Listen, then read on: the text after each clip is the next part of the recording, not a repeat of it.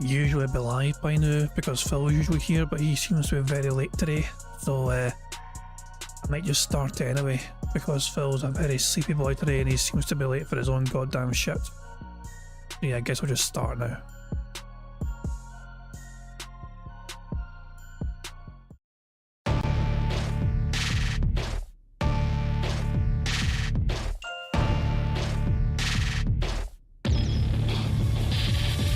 With Phil stumbling drunkenly out of his bed, appearing in his head all the things he's wanting to be said. 90 minutes of Phil to Phil, with so much time to kill. He promised chill, but all he does instead is beg and shill. Streams online and straight away begins to whine, but all is fine as long as Shaz's benign and doesn't step out of line. His content's immature for all to endure like fresh manure, but I feel sure he ran straight to feeling so insecure. The money earned on yesterday was withdrawn and long gone, as Phil's spending impulse is always set to stay on. If supports are also slow and stays so low and fails to grow, you never know, the show may turn into an easy bingo. Once kicked off across the board with charge to what because the squad can't be ignored. Just how much DSP makes us feel so bored to help us fight or sleep and try to keep alert to watch a creep will play bingo, but Phil will bitch on why his sheep are also cheap. While DSP is chasing green, we're seeing green across the screen as Phil's routine predictability rivals are so machine. It's not in burp and leaning ban, it matters not if actually fun. His childs can't see it powers make him feel less of a man. Takes a drink and starts his like before lunching into a big pretending there for bills when truth is there to buy a wrestling JPEG. Talks about his shitty life of college cat and fatty life and all his strife of forgetting that it's done well and they were rife. With drama he will react but isn't actor as a fact as he rehearsed to be exact in how he felt he was attacked. This is nearly over and a win is in sight with what to white despite Phil to light that tips were not light. We'll say alright it is okay and now it's time for Phil to play, but first he'll say that tips will help from being off the other day. And with those words we win again, it's never if but always when the game is won. Thanks to that we made it to the very end.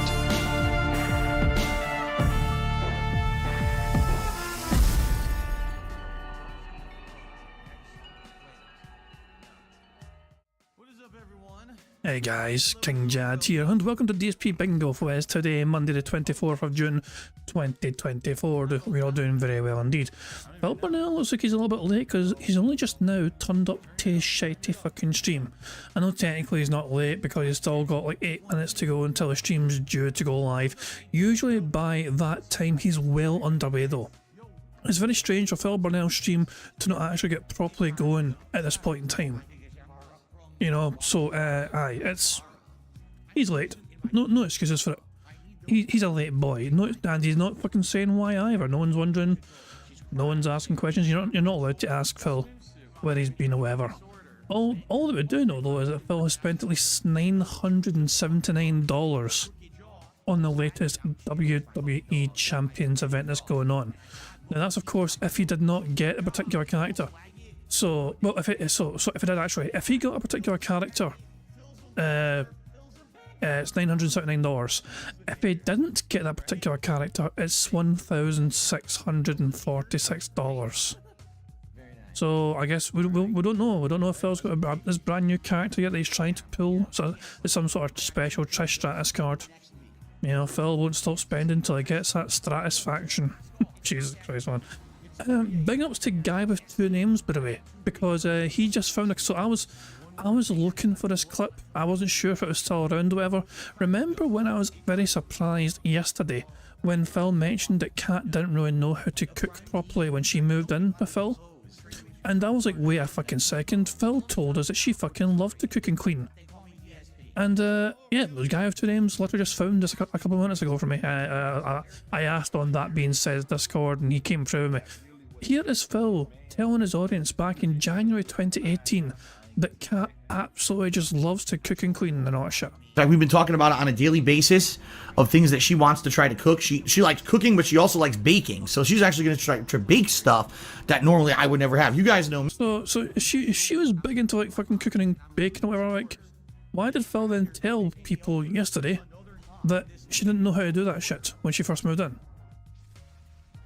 You know, I don't know. It struck me as odd for Phil to just randomly fucking backtrack on that narrative that Phil, you know, Kat went from being somebody that loves to cook and bake, and then all of a sudden it's like, oh, when she moved in, she had no idea how to do this shit.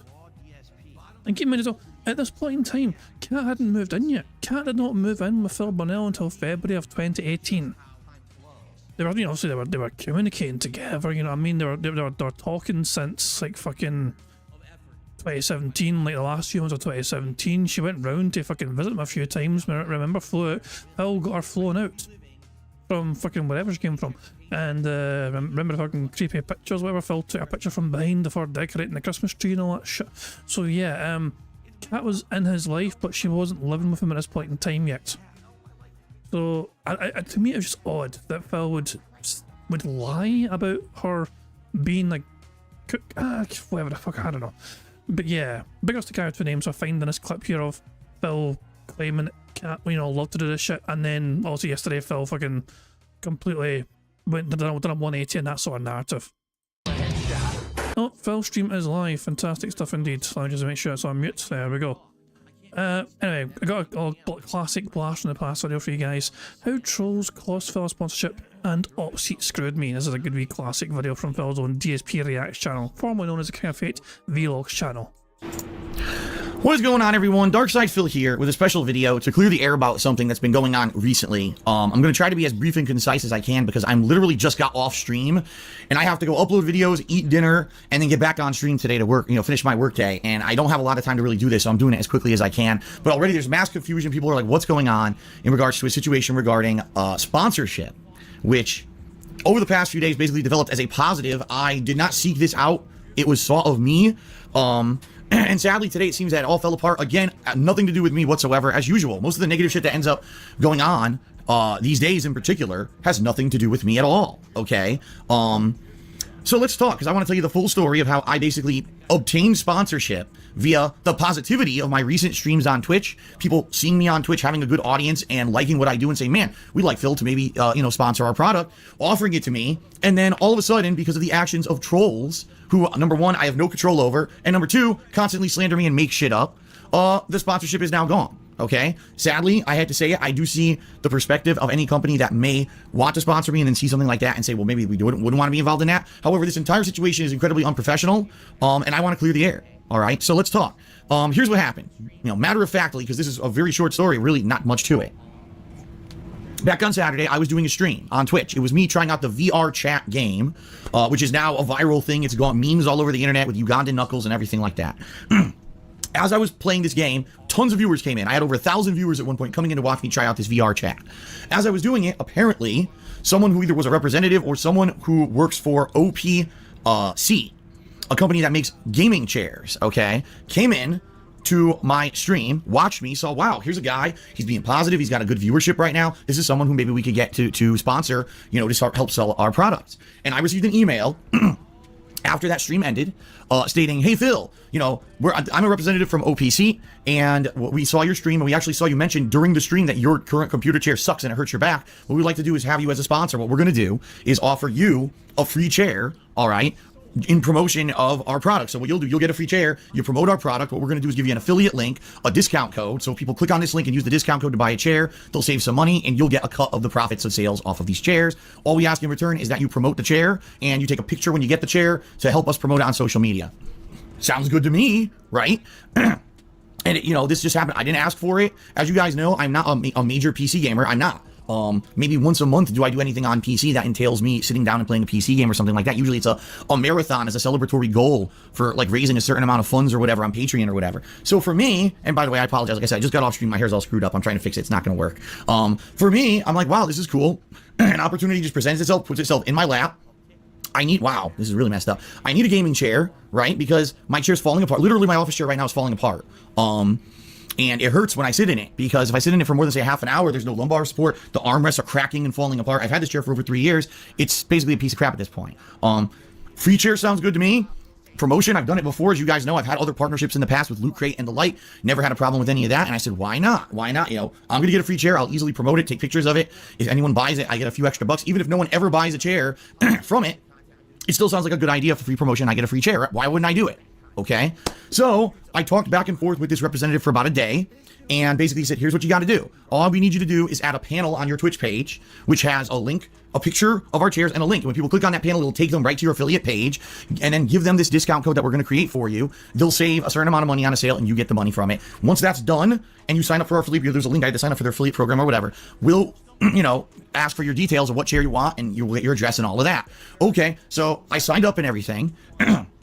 And I even said, okay, starting today, I'm going to start promoting it. And he said, great, we're going to send you the chair. Give us your name, your address, and your preferred color. So all this happened this morning, actually. And I was like, great, all right, today I'm going to start promoting your stuff on my streams, right? Good, we're all good. It's been 2 days now since the initial offer on Saturday. Today's Monday. Everything's good. So today on my pre-stream, I actually did a big segment about it. I posted it up on Twitter. The tweet got lots of views. Keep in mind, I got 25,000 followers on Twitter, got lots of views on Twitter. So apparently, they're getting their promotion, which is what they wanted out of this, right? So then I start my stream. I have a big segment about, almost 5-10 minutes talking about this, promoting their chairs. Okay. Now I don't know. I can't attest to the quality of their chairs. I don't have one yet, but I'm announcing this big promotion. It's coming up. Here we go. My new sponsorship from OPC. Remember what he said, recently as well, but when it comes to sponsorship, so Phil wouldn't do a sponsorship unless he could attest to the quality of the product. He wouldn't do it unless he knew it was a good product to use.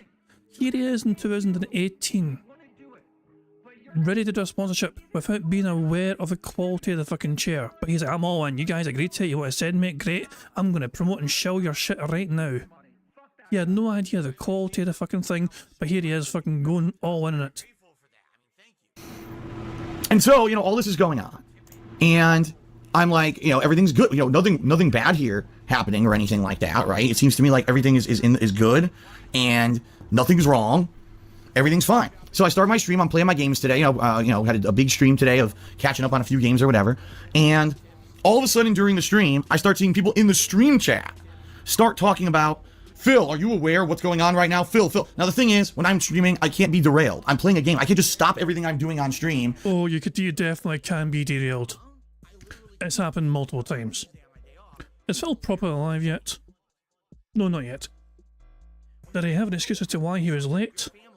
No, he just said good morning everyone, and it's going to be a late podcast, not much going on. Fucking great.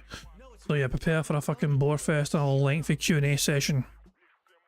To be derailed and start talking about this other subject. But what I see is people in the stream chat start talking about, is Phil aware that basically his sponsorship's over already, that the trolls have contacted OPC via social media and told them that he's a horrible person and linked him to a bunch of slanderous stuff on the internet, and they responded saying they're going to cancel the sponsorship. Of course I didn't know that. I'm streaming a game. I don't know anything about this. They never came to me and said anything about it. So I continued to play the game, all right, and then I went on a break. Usually, typically when I stream, I take a break in the middle of my stream, and then I do about another 2 to 2.5 hours of streaming after the break. So I go on break, and I open my email. Sure enough, here we go, right? So I'm gonna, just so there's no misconceptions about any of this situation whatsoever, all right? I'm literally gonna read to you, word for word, the email I got from OPC, so there's no one that can accuse of slander or anything like that. I'm gonna read from you word for word. It says, Phil, it's been brought to our attention that you have an extensive history across the Let's Play community, with the best summarization being from lolcow. And then they link to some lolcow wiki I've never heard of and never been to before. And of course, when you click on it, it's all slanderous, negative, false shit. Phil's a pedophile. Phil's a beggar. Phil's this. Phil's that. All the negative, slanderous shit people have made up about me over the last how many years, right? All summarized on this page. Now, anyone with an intelligent brain knows a website named lolcow is probably not a serious website. It's probably a website made for malicious slander like this. That's the point of it, to try to pick apart people and make them look horrible, okay? By the way, I'm not the only person on the website. There's tons of people who this has happened to before in the past. But let me continue on with what the email says. Unfortunately, this history is not something that we want to see when thinking of the OPC brand, and we're saddened by the sight of it. Because of this, we are unable to move forward with your sponsorship. Oops, guess what, OPC? I hate to tell you guys this. That's not how business works. You don't offer something, here are the terms, okay, I abide by the terms, and I begin the promotion, and then you renege on your agreement, which I have in email right here form, a contract between you and me. Therefore, OPC violated the terms of their agreement with me already immediately by canceling. All right, there's no way you could do that. Once you already have a legal agreement in place, which I have in writing, if you do this, we'll do this. I have it all done. In the middle of the process, I already do my half of the bargain, they renege. It's actually not possible, it's illegal to do that. Now, personally, do I really care that much? No, I don't. Because all I was getting out of it was a chair, which I was going to, put together, do a video of, tell you guys. Do I care that much? No, but here's a special video, 16 minutes long, of how fucking much I care about it. But I don't care that much. That's what I thought about it. Take a picture for them for their social media promotions, and get a better chair out of it. And then, hey, if anyone ever did actually buy a chair via their affiliate program and I got a few bucks out of it, great. You guys know I do it, on pre-streams and on my videos on YouTube. I insert those links, and if people check them out, that's great. But I'm not someone who is going to sit here and harp on it, or anything like that. The problem here is, ladies and gentlemen, not only the fact that trolls literally just linked to a common trolling website about me full of slander that is factually wrong. If you do 5 minutes of research, regarding this kind of slander or whatever, you would find out that it's wrong. You'd find out, okay, maybe it's based on a snippet of truth, but what people actually say on a website like the lolcow website, wiki, or whatever the fuck it is not factually true. All right? There's things that have been massively disproven just by asking me a question and me explaining the situation, but I don't deal with that shit. I'm here to be a positive streamer. I'm here to be here every day, put out fun and entertaining content for you, not to deal with all the negative shit that they spin. For a month, I was just accused of having an escort come over here. And, you know, me not paying for an escort. And for a month this went on, only for it finally just recently to be revealed that the whole thing was a catfishing attempt against me. Yeah, and the detractors were the ones that fucking broke down that fabricated lie. Yeah, not only, so yeah, everyone was taken for a ride, detractors and denheads alike. And there was Kiwi Farms and like some moderators in Kiwi Farms that uncovered the truth of that situation where it was actually some elaborate, bizarre catfishing scam from some random couple in Belgium or some pish. It was a very bizarre attempt to manipulate and hoodwink a lot of fucking people. But yeah, so everyone got fucking caught up in that shit. See what I mean? And this shit happens all the time. Most of the shit that you see on the internet, right, is false. Phil's a pedophile. Wrong. Produce evidence. No evidence. Why don't you back it up with a source? My source is that I made it the fuck up. But we'll just keep saying it. Phil, you know, stole from his fans. Wrong. Why don't you back it up with a source? My source is that I made it the fuck up. There's evidence that I ever stole anything from everyone. Oh, well, we'll spin this situation over here that wasn't really the case to sound like it was. See what I mean? And this happens all the fucking time. And I'm tired of it. Quite frankly, I'm very tired of it, because now here's a situation where I already did my half of the bargain. I already promoted what I was supposed to promote, and now I'm going to get nothing out of it because trolls spammed this company, and this company had a knee-jerk reaction instead of doing 2 minutes of research, all right? Try me, you wee piggy prick. Oh, he's live. Oh, balls, he's live. I didn't realize he was live. How long has he been live for? Not that long, it's only been like a couple minutes or something. Jesus fucking Christ, that fucking face. The corner demons in full effect. Anyway, let's watch the rest of the video, shall we? We've not got long to go, it's only 5 more minutes. We'll build up some nice speed up juice, shall we? But now let's really talk about the root cause of the problem. Is it the trolls? Of course, it's them, because they're scumbags, they're obsessed with me, they will do anything they can to hurt me in any way. Well, you lost the fucking sponsorship in the first place because of your past behaviour. And the actions of your fucking behaviour have consequences. If you weren't such a fucking cunt, this wouldn't have happened. So, have you tried stop being a cunt? Just saying. People point out you're a cunt and the fucking company's like, oh yeah, he is a cunt. Let's not do anything with this person after all. And doing this today while I was streaming, and of course I have no power over anything like this, this was their way to get at me. Why? I'll tell you why. Because the whole escort thing just blew up and was revealed to be false, so they're like, man, we really wish we had made Phil look bad with that. Now he kind of looks good because he was telling the truth the whole time. No, he didn't. No, you want to know how Phil thinks he looked good because of the escort situation, whatever? So, the escort saga, he was... So, okay, what I'm about to say is not 100% confirmed. This is what I personally believe, so bear with me, okay? Did nobody think it was strange why Phil refused to fucking reveal too much details about Kat when he first showed her off being in his life? Like, there's no such, like, face reveal or whatever. It was all very kind of... It was a very strange, guarded thing that Phil had. Here's a picture of, like, her face, you know, her head from behind or whatever. Or she decorates a Christmas tree or something, you know. It was a very strange thing. My opinion is that she could not afford, essentially, to have any face pictures shown because she was still in a relationship at the time with who she was living with, back through fucking Michigan or whatever. So, yeah, because of that... you know, Phil had to fucking make sure, like, I can't fucking reveal too much in case the fucking guy in Michigan finds out that Kat's been cheating on him. And then he found out, you know, the guy found out anyway and fucking kicked her arse out, which is why Phil had to fucking do the hashtag Save the House Fund during fucking Christmas time of 2017, and he used that money to move Kat in February of 2018. So yeah, that's my take on that shit, you know. But Phil... People, so these fucking catfishers, you know, the brawn grease or whatever they're fucking called from Belgium, you know, the fake escort saga, they used Phil's fucking, you know, they basically manipulated the situation to their own, you know, to their own good by using Phil's secrecy and his desire to keep that shit secret. To fucking, you know, and it worked out for them. You know what I mean? They milked that situation.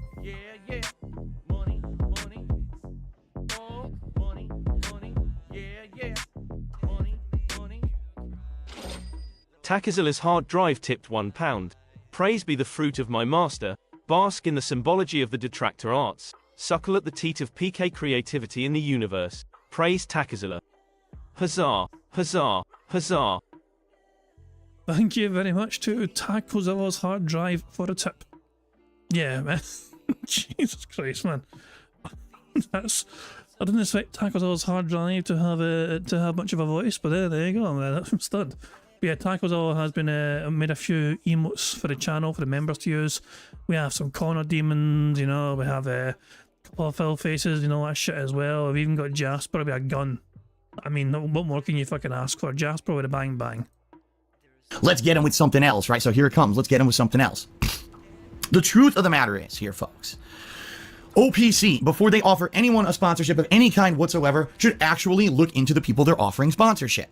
It's not hard to go on YouTube and search for DSP Gaming or Darkside Phil and... That's exactly what happened though. Like, so, yeah, OPC screwed up by not doing their due diligence. They then fucking saw what you were like and thought, oh wait a fucking second, this guy is a toxic prick. And thought, well, yeah, we can't fucking do anything with him anymore. So, if they had done their due diligence, you would never have been offered anything in the first place because they would have fucking known you're a toxic arsehole. The problem is not the fucking detractors and trolls, the problem is you, your behaviour, your mannerisms, your basically personality, just you being an absolute cunt in general. Is you. The problem is always you. It will always forever be you. You are your own biggest detractor, your own biggest fucking enemy. You're always going to be the fucking person that's going to hurt yourself the most in life. Nothing detractors can ever fucking do can do as much damage to you as you have done yourself. That is just the simple truth of the matter. see tons of slander against me immediately. And if they didn't want to be involved in any of that, they immediately should have said, okay, don't offer him the sponsorship. Not what happened, which is I literally got a positive email from this guy on Saturday, stating, here it is. I'm the director of marketing for OPC. We're leading a brand of gaming chairs. I was checking out your Twitch stream today and I wanted to propose a sponsorship. So here's what we're offering. So, sorry, head of marketing of OPC, you do a bad job. You offered me a sponsorship, had me do everything on the end of my end to do everything professionally, and then reneged on it because of trolls attacking me with slander and you believing it or saying, well, it's too late, after the fact, oh, well, now we don't want that. It's too late. You've already offered the sponsorship. If you want to offer sponsorship, you have to clear that first. You don't, after the fact, find out that shit happened and then renege on your agreements. So... Is there a contract, Phil? Was there a contract signed anywhere? Is there paperwork here? You can't just point to an email and say this person said you want a fucking date or so ever. If there's no contract in place, then no, they're not legally obliged to fucking do that. You daft bastard. Right now, there are two parties at fault. The trolls, who spammed OPC, of course, with negativity about me that's completely untrue, and OPC, the company, and or the marketing department of the company, who, number one, did not do their job and due diligence to make sure that they were offering sponsorship to someone who they felt was in line with their company, and number two, for actually reneging on an agreement after I went through with my half of the bargain. So, now what happens? I get no chair.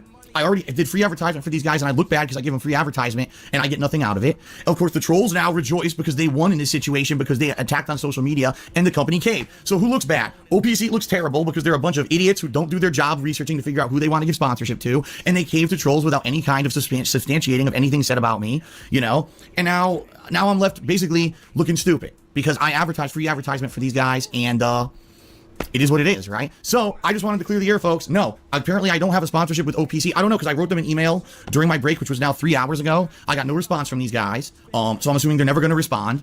And I'm sure they're not going to reverse their decision magically and go back to their sponsorship. They screwed up. They did a horrible job here. They basically have now hurt me because now, of course, I publicly look bad because I had a sponsorship that I did earn through a positivity of a fun stream that I did on Saturday, but because they cave to trolls, which is ludicrous. It's supposed to be a major company advertising and promoting their product. Who cares about trolls, right? But they're so ridiculous and wishy-washy that because some trolls messaged them today and they found me on a fucking dramatic trolling website as a listed person there with negative slander against me that's not true, they're not doing the sponsorship anymore. That's awful. I'm sorry. You're going to operate a company, clear the people first before you offer them sponsorship. And by the way, when they go through with what they promised that they were going to do to get the sponsorship, you have to follow through. They're telling me they're not going to, and that's why I'm making this video, to clear the air. And that's the situation, folks. So it sucks. It's stupid. And now the trolls get their jollies. Ha ha ha, we got Phil. And now OPC looks terrible. So that's the situation, everyone. Thanks for paying attention. Thanks for watching. I hope this clears up the situation. I'm done with it. I'm not going to mention it anymore. Fucking bitch. Thank you very much to Brightside Dylan for the super chat, who says, "Hey King Jad, what's up? And what are your thoughts on VHS tape collecting? Do you still own any VHS tapes?" My mum has tons of fucking videotapes still. Like, you know, I mean, I've grown up in the fucking, you know, early 90s essentially. You know what I mean? We still have a ton of videotapes, and we have a videotape player in through my mum's house. You know what I mean? Where I am now, living with my fiance, nah, we have no videotapes. Honestly, that was a.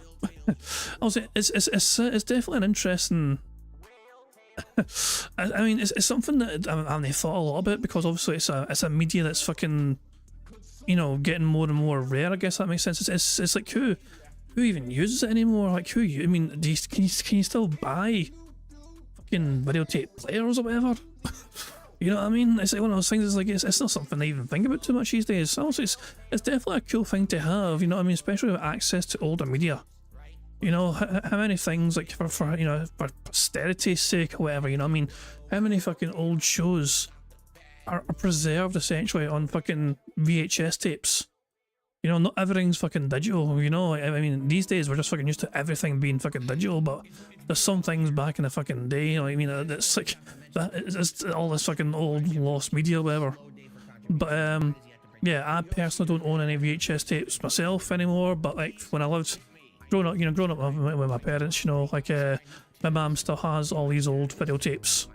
But I don't think they get much use. Still, put it that way. I think they're basically just gathering dust. They're there to be watched if needed or whatever. Just, you know, fucking tons of fucking different things, you know, movies or whatever. Whether it's fucking like actual VHS fucking movies that were bought or whatever, or just things that were recorded in the VHS as well. But yeah. I mean, if people like also are into collecting VHS tapes, you know, each to their own. It sounds like a painstaking hobby. Considering the rareness of it all, you know what I mean? Considering how hard it would be to kind of track down all sorts of things, I imagine it's a very, and not only that, it's the maintenance of it all, because obviously some of the tapes degrade over fucking time. So when you're fucking watching it, you know what I mean, some of the quality, I mean, it's like that I don't even know, is there a process for even fucking cleaning up the fucking tapes and making them more, you know, visible, if fucking footage is on them or whatever, or it's a case of if it gets damaged, it's damaged, I don't know. But yeah, to me it sounds like it's certainly an interesting thing to kind of think about, but in terms of like, you know, looking back in that, you know, like, because obviously I fucking grew up with the fucking things, you know, the videotapes. A lot of us did, you know, before the digital age came. You got fucking things like TiVo now, and just shows being all digital and DVDs and all that crap, you know. But yeah, it's definitely something. If people have the patience to kind of collect that and maintain that, you know, then fair play to them. But yeah, personally, I don't have any tapes anymore, but I still have a whole bunch of different things, as I said, from my parents' house. I'm obviously not gonna give these guys advertising. I don't want a chair from them. I don't want their sponsorship anymore, because a company that treats me like that, I don't want to be a part of. It's that simple. If you're running a company and you're so dumb that you don't clear the people you offer sponsorship to, and then you renege on your agreement after someone's already done something because you don't like trolls and you're too stupid to do the research to find out if it's true or not, I don't want to be a part of your company. I don't want your sponsorship. So OPC, you may have the best gaming chairs on planet Earth. I don't give a shit. I want nothing to do with you because of the way you treated me, and I hope that you learn from your mistakes, because now you've got major egg on your face and you look really stupid. All right, everyone. Thanks for watching. See you later. Enough of this nonsense. I got to get back to work. Peace out. Fuck off. Back to fucking work, you weird prick. Morgana in the chat's asking, what does minging mean? I keep watching that Clips of Kid meme. It's not necessarily a Scottish term. It's more a British term. Minging, to ming, to kind of stink, you know, like it's like it's a very derogatory term. So it's like, you know, it's like somebody looks bad or smells bad or whatever, minging, you know, it's that kind of thing. It's like something kind of looks and smells kind of foul. Yeah, Dip's used it, in the context Dip's used it. You wee dick. King Jad VCMP is a minger, what an arse. But yeah, a minger is basically like an insult, you know, like you're a minger or whatever, or that's minging, like that's bad, that's foul, that's disgusting, that's crap or whatever, minger. So yeah. To minger, that kind of thing. Yeah, Ian Sorare used the cat's fanny as minging. Please, let's not talk about that. Awful. Oh, fuck me. Thank you though. Yeah, so that's what a fucking minging is. Anyway, bingo. Time bingo. So hold on, give me a second here. I need a number.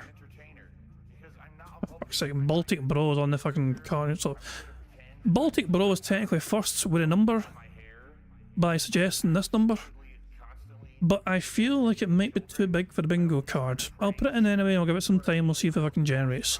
Give me a second here. So Baltic Bro was technically first. 10102220. And I hit enter, and let's just give it a little bit of time. And we wait some more. Over a million. Interesting number. I just give it some more time. It's a big fucking number, but I think it should be okay as long as we wait long enough. I think we can wait like... Well, we're still waiting. But yeah. We're still waiting. We're still waiting. I think the Baltic Bro is possible they broke the bingo board. That number might be too big.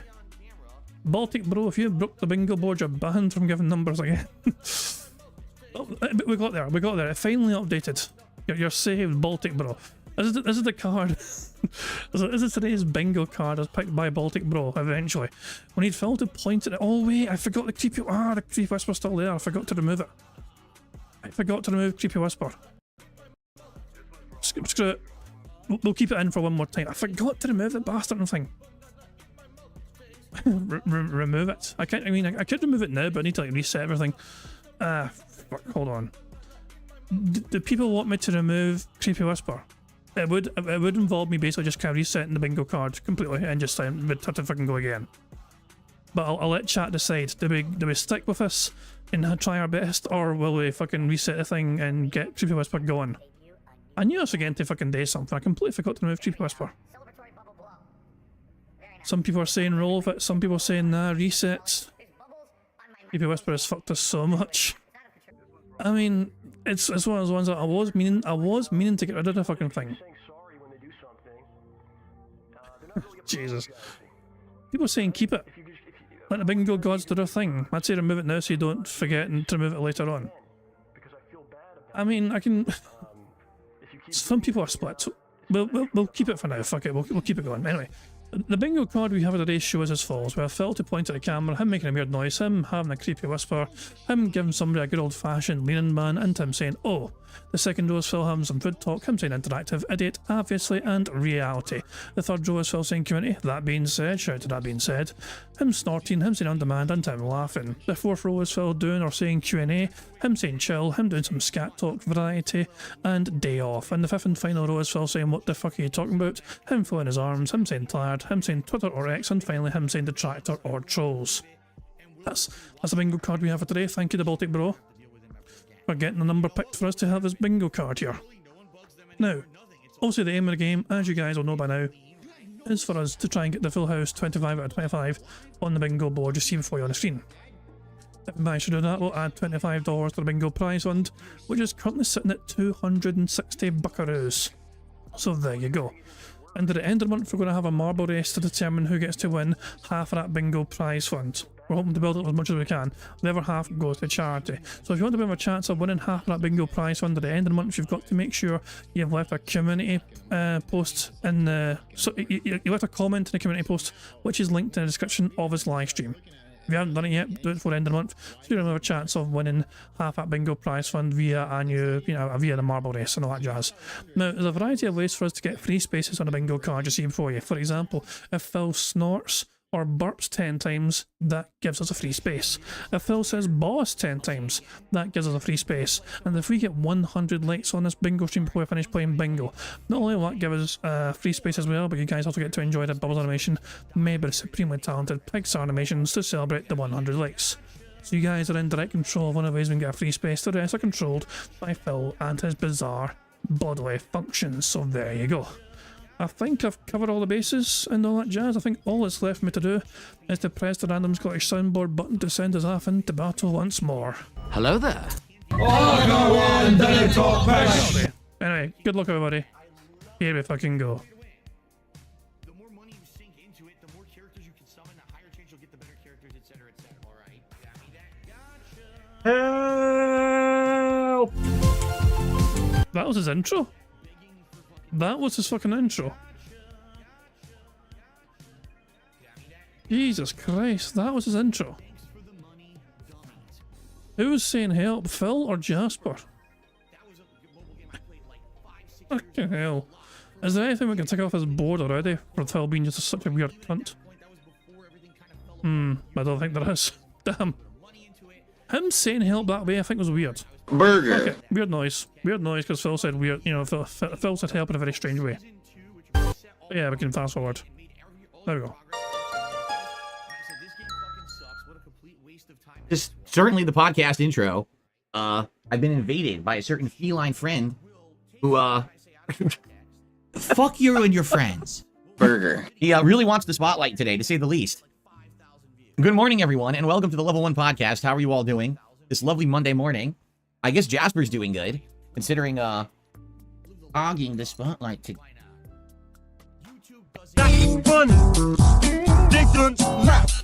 Yes, look at this. Did his microphone die randomly while he was fucking like choking his cat out, fucking angry that the Jasper was stealing the spotlight?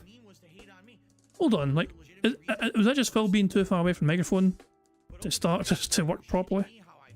Doing this lovely Monday morning. I guess Jasper's doing good, considering, hogging the spotlight to... Yes, look at this. I hope I find you all well. I hope you're all doing well and enjoying the new week as it has begun here.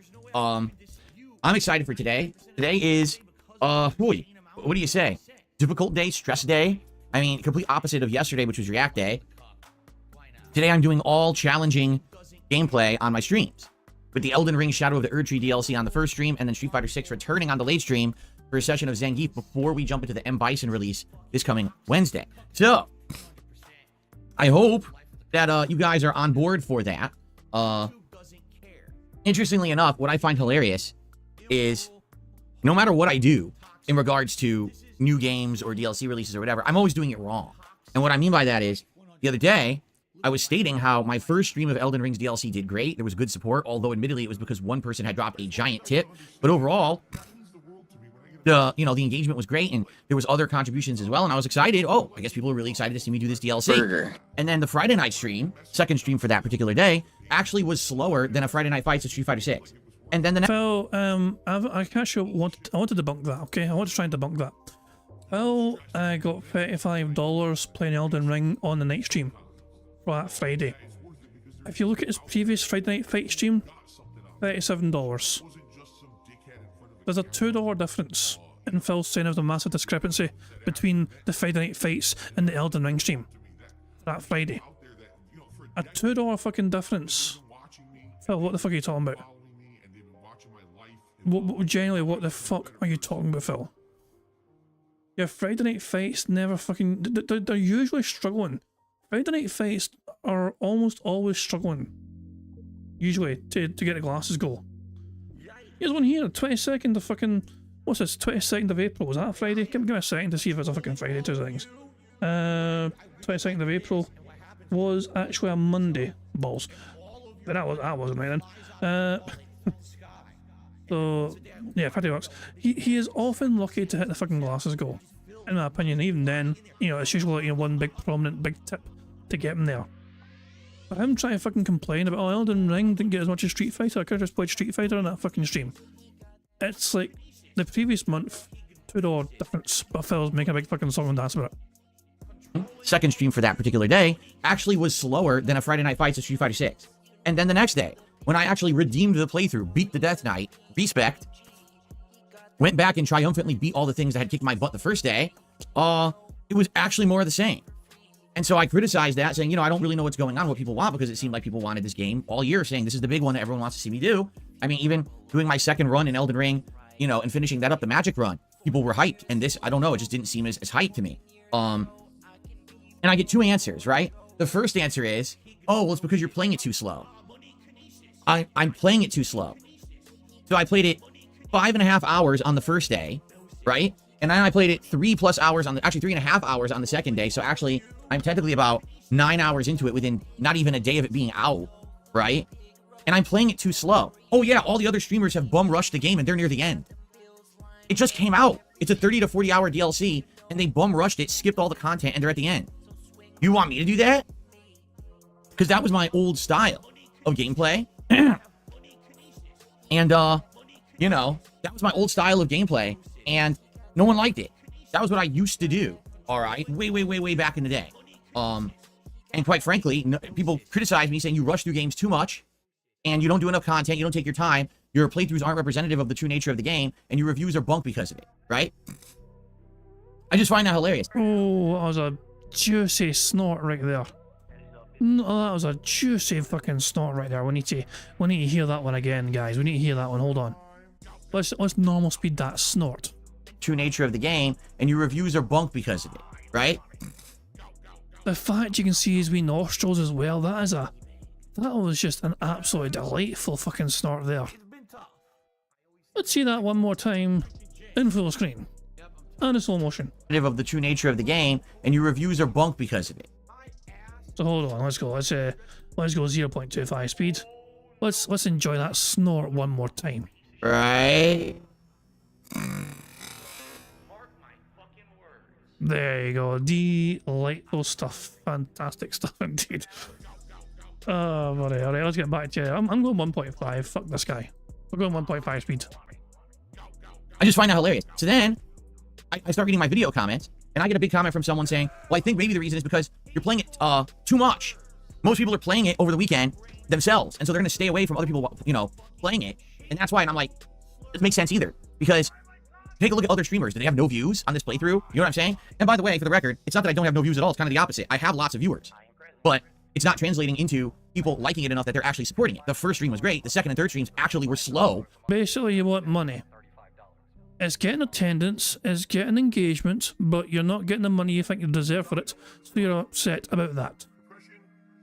For streams for me, especially for like a big new release, like what happened, right? In contrast, I played Stardew Valley on Saturday night, and it was actually 3 times as supported as the previous 2 Elden Ring streams.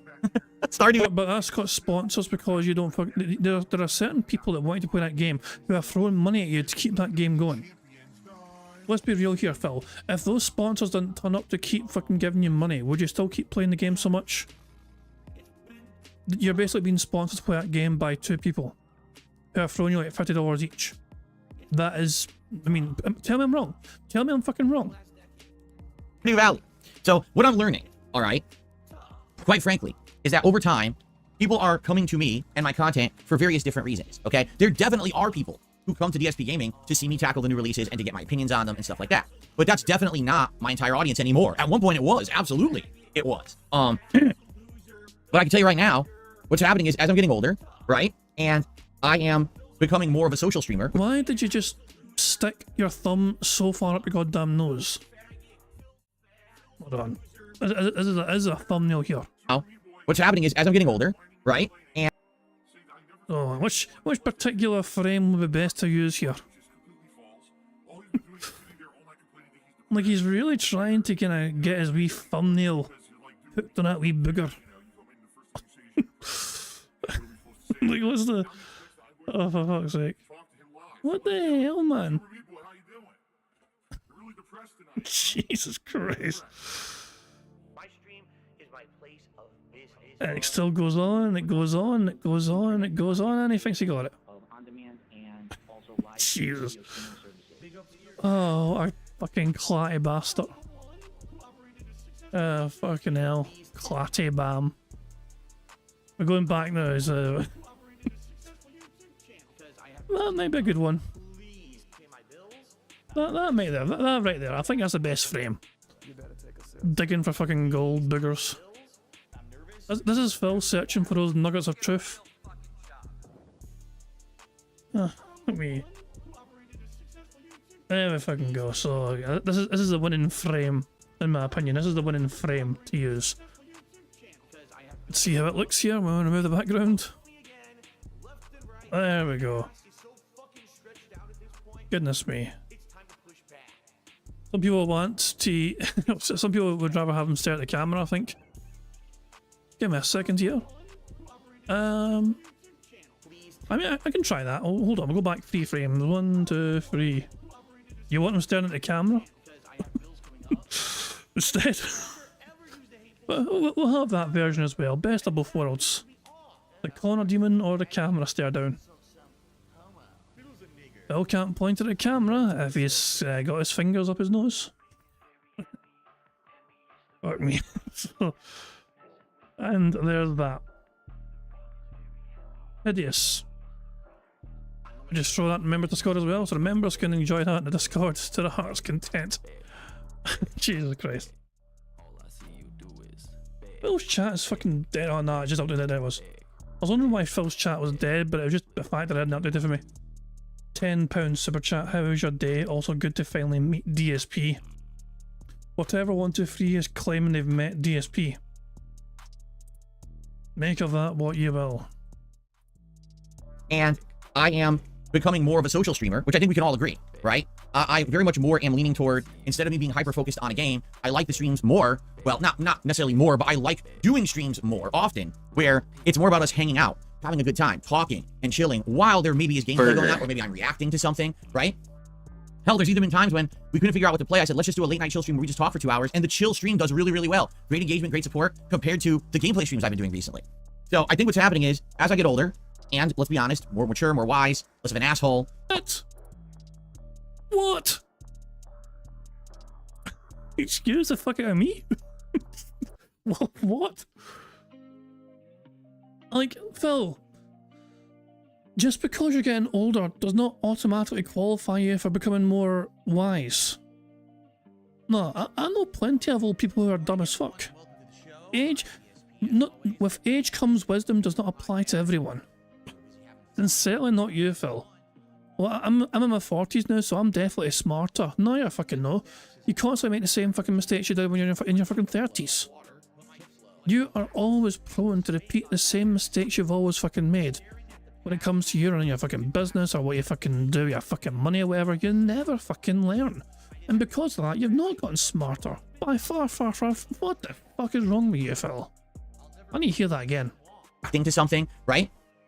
Hell, there's even been times when we couldn't figure out what to play. I said, let's just do a late night chill stream where we just talk for 2 hours, and the chill stream does really, really well. Great engagement, great support, compared to the gameplay streams I've been doing recently. So I think what's happening is, as I get older, and let's be honest, more mature, more wise, less of an asshole, people are enjoying my company more. And so they're going to want that kind of stream more. And so when a giant high-profile new release that's super difficult, like Elden Ring's DLC comes out, there is still an audience of people who come to see me play it right away, but there's others who are like, well, you know what? I can't really hang out with you when you play Elden Ring. You're concentrating because you're going to die every possible second or whatever. You know what I'm saying? This sounds a lot like copium, Phil. You're trying to fucking come up with excuses as to why you're not getting support, and you're thinking this is why. You're not owed anything. And Bonos Tecmo says, I don't think you identify with your audience anymore. These Zoomers watching just don't have the attention span. But Bonos Tecmo, I think the point I'm making is, that's not my whole audience. It was back in the day. When I was at first a YouTuber making gameplay videos, it was all about the low attention span, fast moving, give us instant gratification viewer, right? Now... No fucking wasn't he? Back in the fucking day, you're on some sort of fucking ridiculous views-based machinima contract, so you fucking made as many fucking videos as possible to manipulate the fucking system for all it was fucking worth. You abused and fucking milked that machinima contract fucking dry. You fucking, it didn't matter what fucking video it was, I'm gonna fucking film myself eating a fucking burger, I'm gonna fucking film myself unboxing this fucking game, and here's me setting up the fucking game, here's me reviewing the fucking game now, all sorts of fucking different videos Phil made, just in order to fucking have a certain video to fucking upload to his channel, to try and make more money, because Phil was on a views-based contract. He just spammed as many videos up as soon as fucking possible, and as much as fucking possible. And so, yeah, Phil didn't do that to his audience. He was not thinking, oh, this is what my audience wanted back in the fucking day. No. Phil was thinking, this is how I'm going to fucking make as much money as possible back in the fucking day by abusing the ever-living shit out of his dumbass contract Machinima gave him. And I've always said, by the way, I've always maintained, fair play to Phil for milking that contract as much as humanly fucking possible. Also, that super chat did indeed get leaned. We can tick off lean and ban. Burger. There we go. I see what the bingo background picture is now. Yeah, let's hope we can get a full house so we can see this whole picture, because it's a fucking classic. But, Jesus. Fucking shout out to Freck. Bloody hell. Anyway, Phil, go on. Cope harder. Cope fucking harder with why you're not getting the support you think you fucking deserve. It's more of a balance. I do have people who are older, who've been along for the ride with me for a while, and they like the different style. In fact, to give you some perspective, okay? I can pull up the analytics literally right now. If I go to my audience, and I go to demographics, you ready for this? 50%, that's half of my audience, is between the ages of 25 and 34. 21% of my audience is between the ages of 35 and 44. So with those two age groups, young adults into middle age, is 70% of my viewers. So what percentage of my viewers are young and want instant gratification and have low attention spans? 18%. They're 18 to 24, and actually 13 to 17-year-olds, 1%. So no teenagers are actually watching me. It's young adults into middle age. And if you're curious, after that, it's 45 to 54-year-olds, 6%. So that's what it is as people are getting older now, they're not about the whole crazy run into the new game, instant gratification, rush through it anymore, right? They want to sit back and watch me play Stardew and hang out with me. They want to go on a chill stream and have a good time. They want to relax as I react to something. You know, that's more our pace, and that's cool. That's totally fine. You know, I'm not upset with that whatsoever. I'm happy to do that, and as I get older, that's what's going to happen. And let's be honest, right? We will have to transition into kind of different kinds of content as I get older anyway. I won't be able to play Elden Ring and Street Fighter 6 forever. I'm happy that I'm 42 years old and I still am able to. That's pretty cool, you know? But as I get older, it's going to... Well, age doesn't fucking mean anything when it comes to playing games like Elden Ring. I'm pretty sure I read someone say somewhere that some old granny is playing Elden Ring online for people. And they actually might beat Phil in completing the DLC. I can't mind who it is exactly, but I'm pretty sure there is some wee old biddy out there who is actually fucking enjoying the game and enjoying the DLC, and they're fucking streaming that stuff for their audience. going to change, right? My hand-eye coordination, my carpal tunnel, all these things are going to make it so I can't really do that kind of stuff anymore, right? So anyway, I just find it an interesting observation that I just matter-of-fact report that the first Elden Ring stream did outstanding, and then the second and third ones actually didn't do so well. Why is that a factor? Why would your audience care about that? And I get two completely different reasons why. Because you're not playing it fast enough. Everyone else is way ahead of you. Because everyone else is playing it. They're not watching, you. So therefore, you're playing kind of, too fast for them. You're ahead of them. And I'm like, oh, you're not owed an explanation, though, from your fucking audience. Why the fuck should your audience fucking answer your fucking questions as to why you're not getting the support you think you fucking deserve? That's a terrible fucking question to ask your fucking audience. If you're not getting the fucking support you think you fucking deserve, then you've got to fucking look within and think to yourself, how can I fucking make this better for my audience to fucking make sure they're going to give me the support I feel I deserve? You outright asking your fucking audience, guys, give me more fucking money for doing this shit. You guys told me. No, you're putting them on the fucking spot and you're demanding fucking answers from them. It's not up to them to fucking decide for you, though. This is something for a content creator to fucking handle and manage themselves. It is super unprofessional, in my opinion, for Phil to just sit there and say, guys, that first stream was great for support, but the other two streams weren't, and you need to tell me why. Why did you guys not open your wallets as much for the second and third streams compared to the first stream? That, to me, is a super bad way of conducting yourself and your business on fucking YouTube. But that's just my fucking take, though. As if Phil can even fucking put some thought into trying to improve things for his fucking audience. It's not about trying to improve things, obviously, at the end of the fucking day. For Phil Burnett, it's all about trying to get as much money as possible. He didn't get the fucking dollars he thought he deserved, and so he's going to blame the fucking audience for coming up with excuses as to why it wasn't forthcoming. Like, what? like, I don't know. By the way, someone also asked, what's the demographic of genders? 92% male, 92.1% male, 7.4% female, 0.5% user specified. Whatever that means. I guess they didn't want to identify as either gender. So, there you go. Either gender? Careful, Phil. Careful now. You might get cancelled for such talk. Either gender. Remember, the Phil's a proud ally. It's in his pre-stream mark, so it must be true. Phil's a proud ally.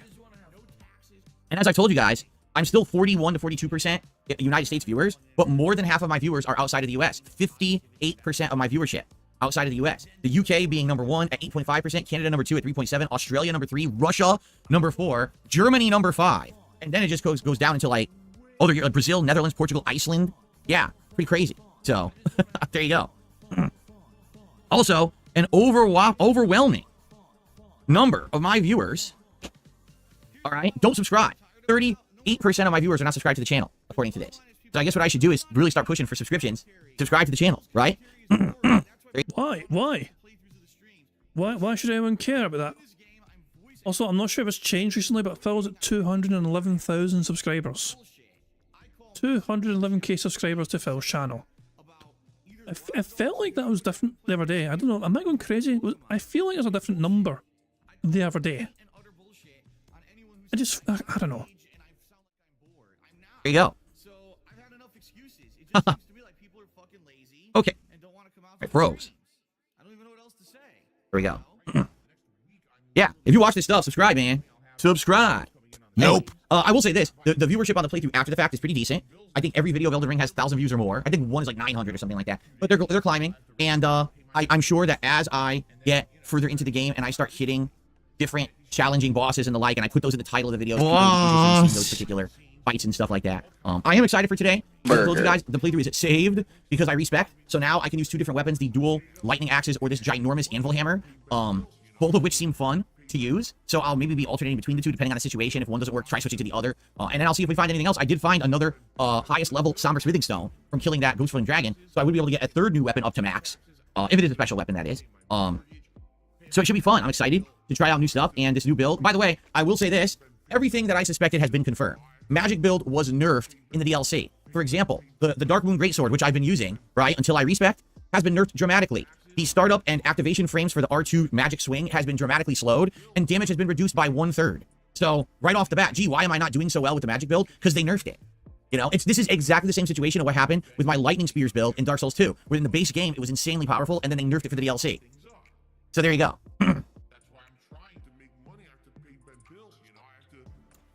But as long as I stick with the new weapons, apparently everyone is saying the new weapons are great. Like, all these new weapons found in the DLC are quite good. People are even saying there's tons of broken ones. Like, it's almost like the fucking developers of the game are trying their best to encourage people to fucking explore the DLC as much as possible to find all the great fucking new weapons, rather than just fucking relying on the old shit they fucking had from the base game. I saw a post on social media. He goes, I can't believe this is in the game. So it's like a hammer, a one-handed hammer. It looks like a big meaty hammer, almost like, you know, Hammer Brothers and Super Mario Brothers. They throw hammers. So it looks like that. And he charges it up, he swings, and he tosses the hammer as a projectile. It hits the enemy, insta-killing the enemy, and the hammer teleports back into the guy's hand. And he has like full stamina instantly. He's like, dude, this is broken as fuck. I could just stand around throwing the hammer the entire day. I never have to hit anything. That's in the game? Well, cool. Maybe I'll try that when I find it, right? It seems like they went crazy all out for this DLC, adding crazy kinds of content into it. To try. It kind of feels like it sounds like he's perfectly explaining Thor's hammer. That sounds exactly what fucking like Thor's the hammer of Thor is. You know, oh, this shit can fucking fly about. You know, this hammer is a super powerful fucking hammer, and it can fucking fly about and fly back into my hand and I summon it. No shit, yeah. Does it also fucking produce lightning by any chance? Yeah. Yeah, fuck me, yeah. It's clear as day that they fucking spent a lot of time developing the fucking DLC. They want people to explore the DLC, get the new weapons for DLC as well, explore much of the area as possible. The shit that Phil complains about, basically, because all Phil wants is dungeons. Remember, he doesn't care about the fucking, the map and all that shit and all this crap. He doesn't want that. He just wants dungeons. Give him some more dungeons, give him easy boss, give him some cheese builds. Try to make it fun, but at the same time, I am seeing people complain that there is, once again, an insane amount of recycled content, too. Like... Oh, what a fucking shocker, Phil. You're going to sit and bitch and whine and moan about recycled fucking content when you've got all this shit behind you. You recycle on a fucking weekly, sort of a monthly basis. Yeah. You are fucking one of the fucking champions of recycling your content. You have a throwback channel where you fucking go for your old crap to fucking react to for your audience. You fucking have backgrounds that you fucking recycle on a fucking regular basis. Nothing new ever seems to get fucking added to that crap. So yeah, you're all about fucking recycling that and reusing assets for your own fucking crap, your own channels. And Jesus. Rickard, I can't even see a fucking... I can't even say his name. And he wants me to fucking say that the name of the Hammer of Thor. Mjolnir or something like that? Is that what it is? Is that a decent attempt at saying the name of the hammer? Mjolnir? I don't know, I'm fucking... I don't know. I can't even say a name properly, never mind the name of the fucking hammer, you know, but yeah, there you go. I gave it a good go. Someone says, when you get to the blue and red plains areas that you see at the beginning, they're down and you can't reach them at the bottom of the map. Once you get there, they look really nice, but then all of a sudden, immediately you're fighting recycled bosses and content. Like, just all reused right away. It's like, dude, it's fucking 40-hour DLC. You paid $40 for it. Why are they recycling content so often and so early? I don't know. I guess we'll have to see. So anyway, I'm going to keep going. I'm excited. So right now, I think, if you remember where we left off, okay? If you remember where we left off, hold on. I basically unlocked quite a few things that I can do. I think we're in a legacy dungeon, Castle Ensis, but we haven't found a way into the castle yet, but it's kind of a legacy dungeon because you can't, like, the horse is gone. So I can figure that out. Or there's a second legacy dungeon way off up in the hills that I found that we could check out. Or we could just keep exploring. And I'm almost feeling like I want to keep exploring a little bit because I want to explore the map more, see if I can unlock more of the map. Right now, we're still just in the base central area of the map. We haven't had any new areas, like, uncovered yet. And I would like to see some new areas, you know? Also, I will say this. There was something that I was suspecting about this DLC, okay? That I don't think it's ever fully confirmed in the DLC, but it seems like people who are these crazy fact hunters and researchers into Elden Ring have pretty much confirmed All right, it's a minor spoiler. All right, so if you don't want to hear this, all right, I would say here's what I'm gonna do. I'm gonna wave like this when I start talking about it. Close your ears or go away, and I will wave again when I'm done talking about it. Okay? So, likewise, if people in the chat don't want spoilers for Elden Ring, just wait until Phil starts waving like a daft again, until it's safe for you to fucking listen again. You ready? So I'm going to talk about it in 3, 2, 1. Okay, so I was suspecting that this whole thing, this whole DLC, was kind of like the dream of Mikola. All right, like you're inside the dead body or the dead consciousness of Mikola, and this is his imagined version. Okay, that's actually, it looks like it's true, but it's almost like the name of the DLC is literal. Okay, what do I mean by that? It's called Shadow of the Erd Tree, right? Well, where do shadows cast? Underneath something when light is going down on them. Okay, so take a look at the map of Elden Ring, then take a look at the map of Shadow of the Erd Tree, and you will figure out actually what the DLC is. And that's all I'm going to say because I don't want to further spoil. Let's see if you can figure it out. Okay, I'm done. I'm done with the spoilers. At least from what people are piecing together, that's a spoiler. But anyway, I'm actually excited to get further into the DLC now, and then when we get further into it, I will talk further about that. I don't want to go any further into it and spoil for people, but actually it actually makes the DLC a little bit more exciting for me now that I kind of know that. So some people don't even know what I was talking about, which is fine. I'm not gonna mention it anymore because I don't want to spoil for people who don't want to be spoiled. Okay. Cool. All right, so I'm excited for Shadow of the Erd Tree on this first stream. I know I'm gonna get views. I know I'll probably have some good engagement. I am hoping for good support. Since this is going to be a major daytime stream for a while, this DLC is so lengthy, I'm hoping that the support will at least be as good as a decent daytime stream is. We'll see what happens today, okay? Hopefully, that will happen, all right? Now, also, tonight, Street Fighter 6 on the late stream. Zangief again. Yes, I'm gonna... I want to remind everyone that he just got paid by YouTube a couple of days ago. He was paid on Friday by YouTube. He's received thousands of dollars from his free YouTube channels. As well as Patreon money is going to be juicing as well and all crap. Why is every single fucking day in Phil Burnell land a day where it's like he's fucking broke as hell? I guess it's probably because he dropped $1,000 almost on WWE Champions over the weekend. I'm gonna pick Zangief again. I'll probably do a couple matches of casual play just to get back into the swing of things, and then we're gonna go online with Zangief, and hopefully I can get my ranking points up. We'll see. Keep in mind, this is just a little precursor to the big release of M. Bison on Wednesday, which everyone is excited for. Of course, everyone loves M. Bison being in Street Fighter.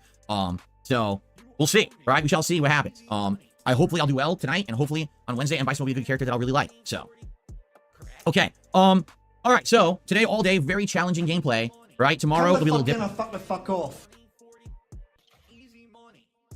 Thank you very much to Eric Newton for popping their 1 month bingo Barry membership message and saying that Phil is now up to $21,000 spent on WWE Champions this year. This year alone. It's honest. It honestly fucking defies all logic. It defies all belief. That it's like bear in mind. This is what I say to everyone all the fucking time. Never be jealous of Phil Burnell's life, okay? His life is a fucking horrible fucking existence. If you're gonna be jealous of anything when it comes to Phil Burnell, obviously be a bit envious of the fucking money that's thrown his fucking way. Because the people like me and you, if we had over $20,000 to use on something, we'd likely put that towards something that's fucking meaningful, wouldn't we? Maybe a fucking deposit for a brand new fucking home or something you can fucking... or maybe a kid's college fund or some pish or whatever, you know. We would do something far more meaningful with $20,000 fucking dollars compared to Phil Burnell, who's blown it all in fucking WWE Champions, and that's only this year. A half year has gone, and Phil has blown over $20,000 fucking dollars on a mobile video game. It defies all logic. It defies all fucking belief. But there you fucking go. It is mind-numbing, the fucking money he burns through. And then he turns to his fucking audience and goes, guys, please make sure you support me because I want this game to get great support.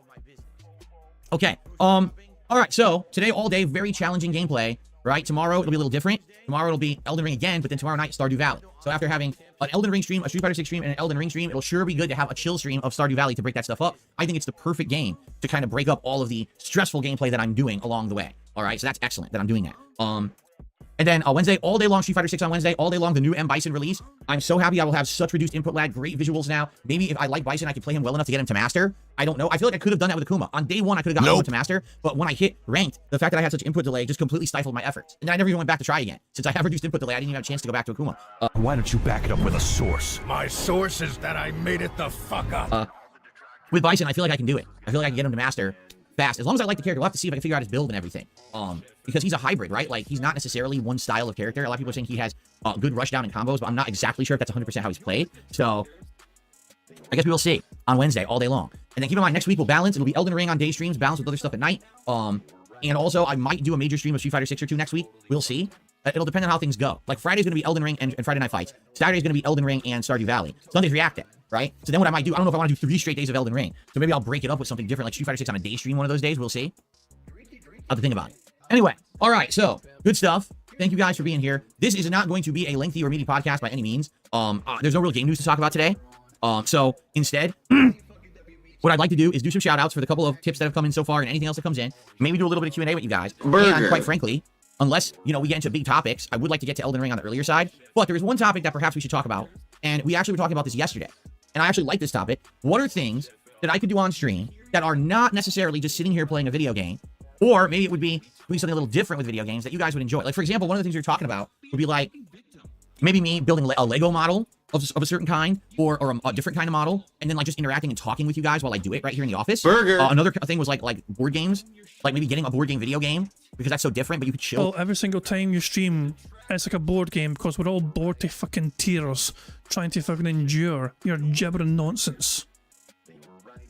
Another thing was like board games, like maybe getting a board game video game, because that's so different, but you could chill while you play a board game video game. Or maybe like some people were saying there actually are single player board games, and I was like, what is it, like a single player RPG or something? I don't know. You're rolling dice, and that's what it's really about, is the level of chance of rolling the dice or whatever. I'm not sure. So, but we were talking about this yesterday, trying to get ideas of, rather than it always being about let's just keep playing video games, that we could start doing different stuff, right? And I'd be okay with that. I feel like that would be fun to do something different and just try it. It doesn't have to be something that we do all the time or something that even necessarily will work, but just to try something different rather than we always doing the same thing over and over. And yes, I'm aware Lego is expensive. We talk about this. Like, for example, they have this awesome what's the name of the tree? The Deku tree from Zelda. It's an amazing Lego set. It looks so good, and it's like $300. It's like, no, if I were to try out something like that, it would not be a ginormous, expensive Lego set to start. Let's say, for example, we decide we want to give it a demo stream. So one night, for a 2-hour stream, I buy a simple Lego set of something neat. You know, I'll try to find something that's good. It's either pop culture related or, you know, video game related. And we put it together. It's a simple one. It doesn't take a long time. And we talk and we chill as I do it. If it is, you know, well engaged and supported, people come to hang out and they support the stream, I could then use the funds from that stream to go buy the next Lego set. You see? Phil does not believe in investing his money to try and make money. He needs the money up front to now invest in his business. Most content creators invest in their business before they get support. But Phil, it's the other way around. So, again, it would depend on how well it goes. If it ends up being really slow, then no, it's not an ongoing idea that could work. But I'd be okay with, like, doing Lego nights every once in a while, and then I go buy the next one or whatever. You know what I'm saying? Like, that would be kind of cool, I feel. Anybody care what this guy thinks? No!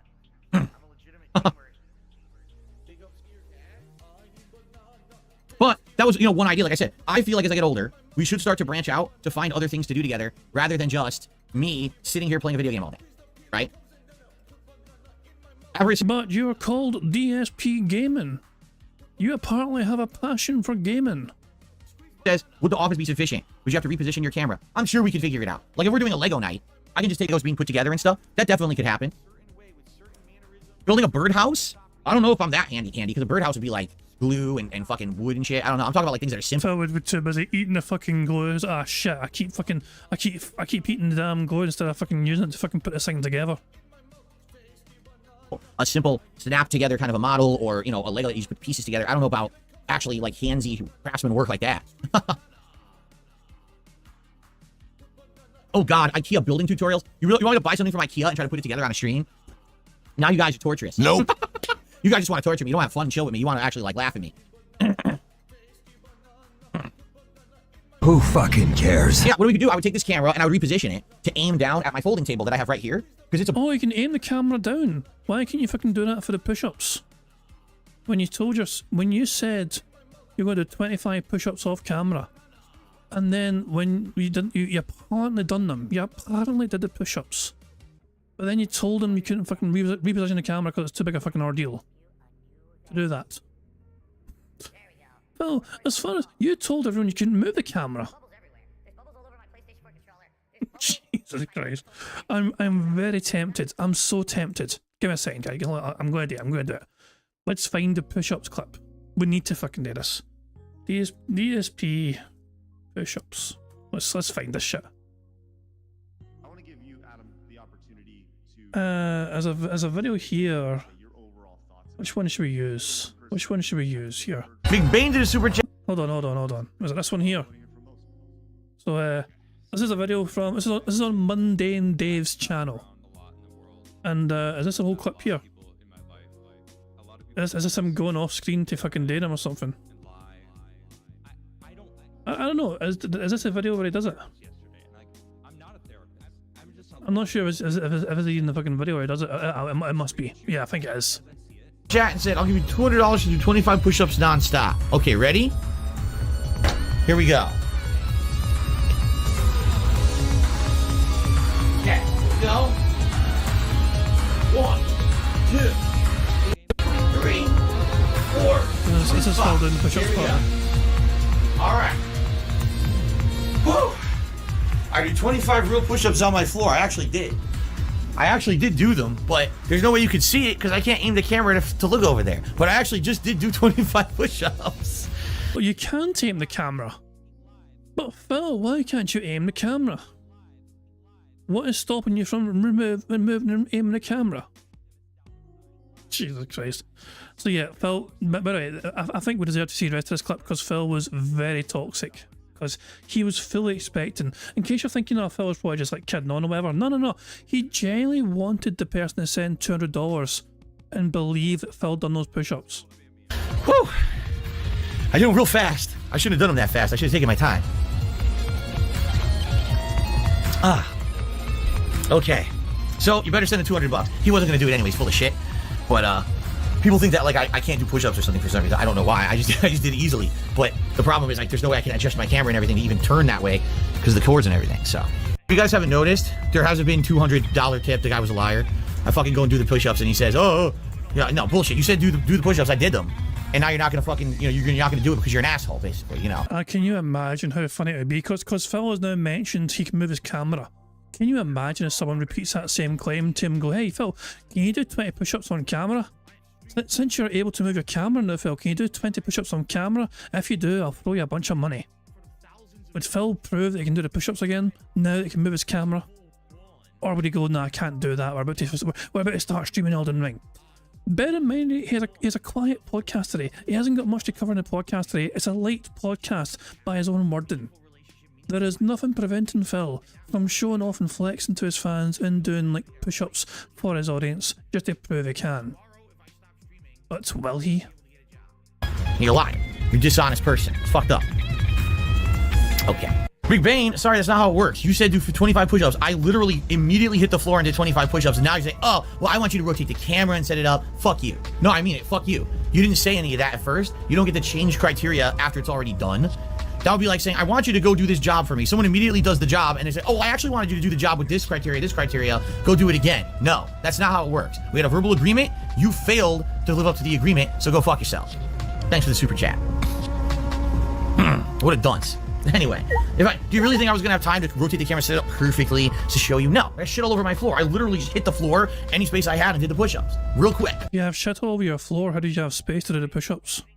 And you think this whole stream's gonna be fucking push-up city for you? Do I just drop everything I do for you? Fuck you, fucking asshole. So either you tip $200 or you get the fuck out and don't come back because you're a liar. How about that? Always Hot Tea said that was mean. Damn straight it was fucking mean because the guy's a dick. The guy's a fucking little limp dick prick. He's gonna come on my stream and try to take control of it by saying I should do push-ups. I immediately do them with Shoxin because he didn't think I was gonna do. He wasn't telling you, he was offering, look, if you do push-ups on stream, you get some money. You never proved to anyone you've done push-ups. All we have is your word, and your word is consistently unreliable. Do it, and now he won't pay up because he's a fucking dishonest piece of shit. So he can go fuck himself. He deserves every piece of abuse I'm giving him. He's an asshole. That's right, it's called calling a bluff. The guy's a little limp dick loser. Super chats tonight were quite good. $74 actually in super chats. That's really good. And I'm appreciative of that. Thank you guys. But right now, as I told you guys, I need to be doing streams during the daytime that are actually going to bring in support because I need the support badly right now. Look at how many tips we just raised tonight, right? Out of the $67 we raised, $50 was from Patriarchy, right? If Patriarchy wasn't here tonight, we would have raised 17 bucks. So do you see why I can't do this as a daytime stream? Do you understand? Like right now, I have to be doing stuff on the day streams that's going to bring in revenue for me to pay my bills. If I don't, I can't pay my bills. If people had come out tonight and supported this stream, I would have said, oh, I could do this as a daytime stream because of the support, but they didn't. What can I tell you guys? The super chats are great. the super chats, thank you guys, but the super chats don't help me now. They help me in a month and a half. I need help now, not a month and a half. I keep saying this, but people don't listen and they keep doing the super chat. It's fine. I like that. I appreciate it, but it doesn't help me in the short term. I have to do what I have to do what I need to do to pay my bills. What am I going to do? I got to go with what's going to pay my bills. And this isn't doing it. Patriarchy doing a $50 tip and getting a few pittance dollar tips here or there, getting some asshole saying Pittance. Hold on. Getting a few pittance dollar tips here and there. A few pittance dollar tips. I completely forgot, Phil, that I referred to those smaller tips as a pittance. Bloody hell. Jesus Christ. Yeah, Phil was, this wasn't even that long ago. This is not too long ago. This video was created in July 2021. So it wasn't that long ago where Phil was this toxic to his audience and referred to all these smaller dollar contributions or whatever as a pittance. $17 is a pittance to Phil Burnell. he's gonna tip me $200 if I do push-ups. I do them, then he doesn't pay because he's a piece of shit. This is not good enough. You see what I'm saying? Like, I can't. All right. I just fucking love. I mean, I'm so glad I remembered that. But yeah, Phil can move his camera now. That's the big revelation here. Phil is able to easily move his camera about and show off things if he needs to fucking reposition the camera. So yeah, I don't usually encourage. I mean, if Phil's attention can be got today, and somebody can ask him, can you do push-ups on camera? Can you move the camera and do some push-ups? If you do, I'll give you money. I want to see what Phil's reaction would be. I'm so curious. I'm so curious. It's just one of those things where I want to see if he's going to fucking is he capable? Can those noodle arms hold him and that oddly shaped head of his from, you know, the ground? Who knows? Put it together on a stream. Now you guys are torturous. You guys just want to torture me. You don't have fun and chill with me. You want to actually like laugh at me. Are you around it, by the way? Yeah, what we could do, I would take this camera and I would reposition it to aim down at my folding table that I have right here, because it's a big square. It's about 2 square feet. It's not bad. It's a good size to build a Lego. And I would have the pieces over here, and I would just put them together on the table with the camera aimed down so you'd see my hands building the Legos. And I could always jump on camera every once in a while, or just, you know, that's doable. This tripod is a gun style. You know what that means? You squeeze the handle like you're squeezing the handle of a gun, and it actually then moves around on a turret. So I could easily aim the camera down at a table to do something on the table, and then just bring it back up and aim it back at my setup. It's actually designed to do that. Yeah. Phil, and just for full disclosure, Phil's had the same tripod, as far as I'm aware, for many years. The camera itself has changed. Remember, Phil has sent his new camera compared to that older camera, but the tripod has been the same tripod he's had for, as far as I'm aware, you know, several fucking years. At the time when Phil had that strange, give me money for push-ups thing, it was the same tripod, as far as I'm led to believe. So basically, he's never had an excuse not to move his fucking camera when he needs to. So that would not be a problem at all with this current tripod I have. Please, someone mention push-ups. Please, please, please. Jigsaw puzzles? I don't know if that would be fun. Jigsaw puzzles? Isn't that really... Like, with a Lego thing, at least, like, there's an end product that could be a piece of decoration that maybe I could put behind me in my setup, and it's cool to talk while you do it, and you see it come together slowly. A jigsaw puzzle is kind of like... I don't know. Like, I feel like a jigsaw puzzle is fun to do for yourself, or it's fun to do with a friend. I don't know if you want to do it on a stream. I don't think that would be very fun. And I don't have a big area for jigsaw puzzles. A Lego is going to sit there in one spot, and it's not going to, you know, three-dimensional, while, you know, jigsaw puzzle's 2D, and you need a big open space to do it, so I don't think the puzzle would really work. I think it'd be pretty boring. Fuck you and your friends. That's true, too. Bookworm says, anything less than a 1,000-piece puzzle is kind of too simple. Like, it's for babies. And it would just take far too long to do a 1,000-piece puzzle. I mean, you're right. It would take forever.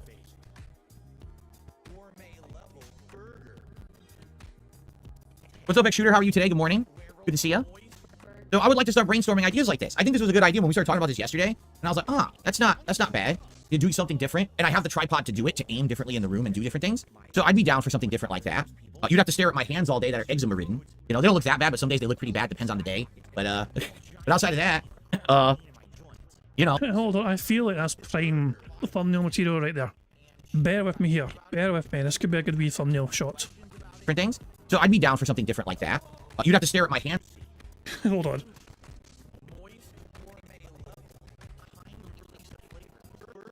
Well, there we go. That could be good. Which hand is going to be bloody? One hand is bloody and one hand is not when you do these two frames. There we go. We'll have that one. So give me a second here. I need to check the Discord in a second. So let me get this done. and I'll throw it in the members Discord.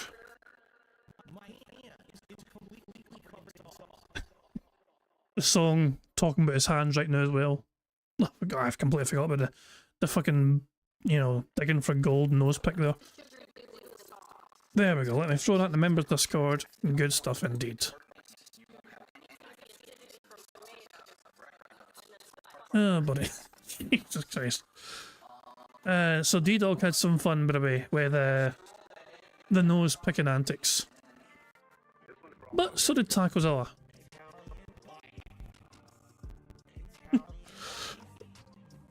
So there we go. D-Dog and Tacozilla both really enjoying themselves here. Dug the underground arcade smash and the breaking news, DSP news, all things called. Oh, bloody hell. Let's get back to the bingo, shall we? Let's crack on with the bingo. My hands all day that are eczema ridden. You know, they don't look that bad, but some days they look pretty bad. Depends on the day. But but outside of that, you know, I think it would be pretty neat to try something different, right? So let me know. Give me your thoughts on this idea. Do you like the Lego idea? I kind of like the Lego idea, but maybe I'm just not educated enough to know what other things we could do together. Because I'm sure there's a few other things that probably would work. I'm just, you know, I'm a dunce. I don't know what's going on in pop culture today with that kind of stuff. I don't think a puzzle would work, but maybe something else, a simple model. I know they have snap together models and things like that you can do. Maybe something cool like that to build together, and then you could have it as part of my background setup and stuff like that after the fact. And again, if the streams do well, I wouldn't be opposed to then growing into something bigger. Like, hell, if the streams are doing well, I could get an expensive Lego set and we could build that together too, right? But they need to do well. So we have to see how they do, right? Why do you pretend to be Italian? I don't. I'm not full Italian. That's true. I didn't realize that. Bandito says, yeah, you could get the Mario Legends set. I forgot that they even have like Mario sets. They just started with those, right? That'd be pretty cool. I think so. Who fucking cares? Okay. Well, that's really all I wanted to talk about. Also, keep in mind, we want to start planning the upcoming marathon event. You guys have said you wanted one, so I'm talking about either late July or early August. And the idea we have is kind of a summer bash party where I'll probably do a few various different things. Maybe I'll do some multiplayer gameplay like Street Fighter. You know what? Phil says various and variety are the same fucking thing. Burger. I'm taking variety. Fuck it. Maybe I'll do like some Stardew Valley chill stuff, right? You know, or we could do other special things, maybe some indie games or something like that. We talked about, you know, having some food, some booze, more laid-back atmosphere, not a super serious one, more of a relaxed thing where we're not pushed for time and we have to hit a certain amount of games or anything during it. Just kind of more relaxing and having fun together, which is kind of what I want. But Tub says that Lego actually has botanical sets that are cool decorations for your house. I have a plant and cherry blossom set. Cool. I know they have a million of them, right? And you know what also would be cool? This would give me an opportunity to go to the mall. They have a million of them. They have a million of them. Isn't that an interesting fucking number? Jesus. All right, so ladies and gentlemen, 6 million. 6 million. That's a pretty interesting number, isn't it? 6 million. Well, guess what? You're wrong. It didn't happen. You're making it up, right? You make that shit up. No, how about this? Banned. Gone forever. Because I don't put up with your fucking bullshit. Now that was good. Now that was a fucking good one.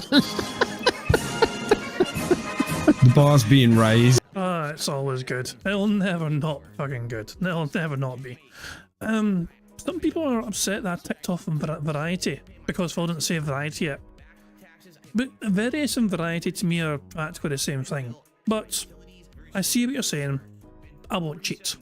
Decorations for your house. I have a plant and cherry blossom set. Cool. I know they have a million of them, right? And you know what also would be cool? This would give me an opportunity to go to the mall. We have a Lego store at our local mall and just see what they've got and maybe pick something nice out. You know, in person, being able to see it and everything is kind of cool.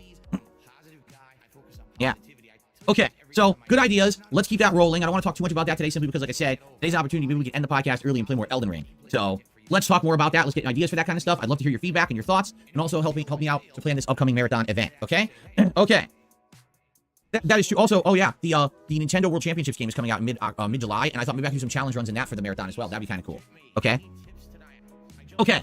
First super chat of the day is from someone called Whatever123, who did a £10 super chat. Thank you so much. They said, how's your day? It's good to finally meet DSP. The day's going pretty good. Jasper Kitty in the office here today. And, you know, I'm ready for a challenging day. I had a very relaxing day yesterday with the React stuff, which is always good to break up the content. But today I am ready for the challenge of Elden Ring and Street Fighter 6. I mean, variety. You want to talk about variety streaming. You go from one extreme to the other like that, right? So thank you, Whatever123. There, Phil said variety. We didn't cheat and we got it ticked off anyway. First super chat of the day. Okay, I received a $5 tip.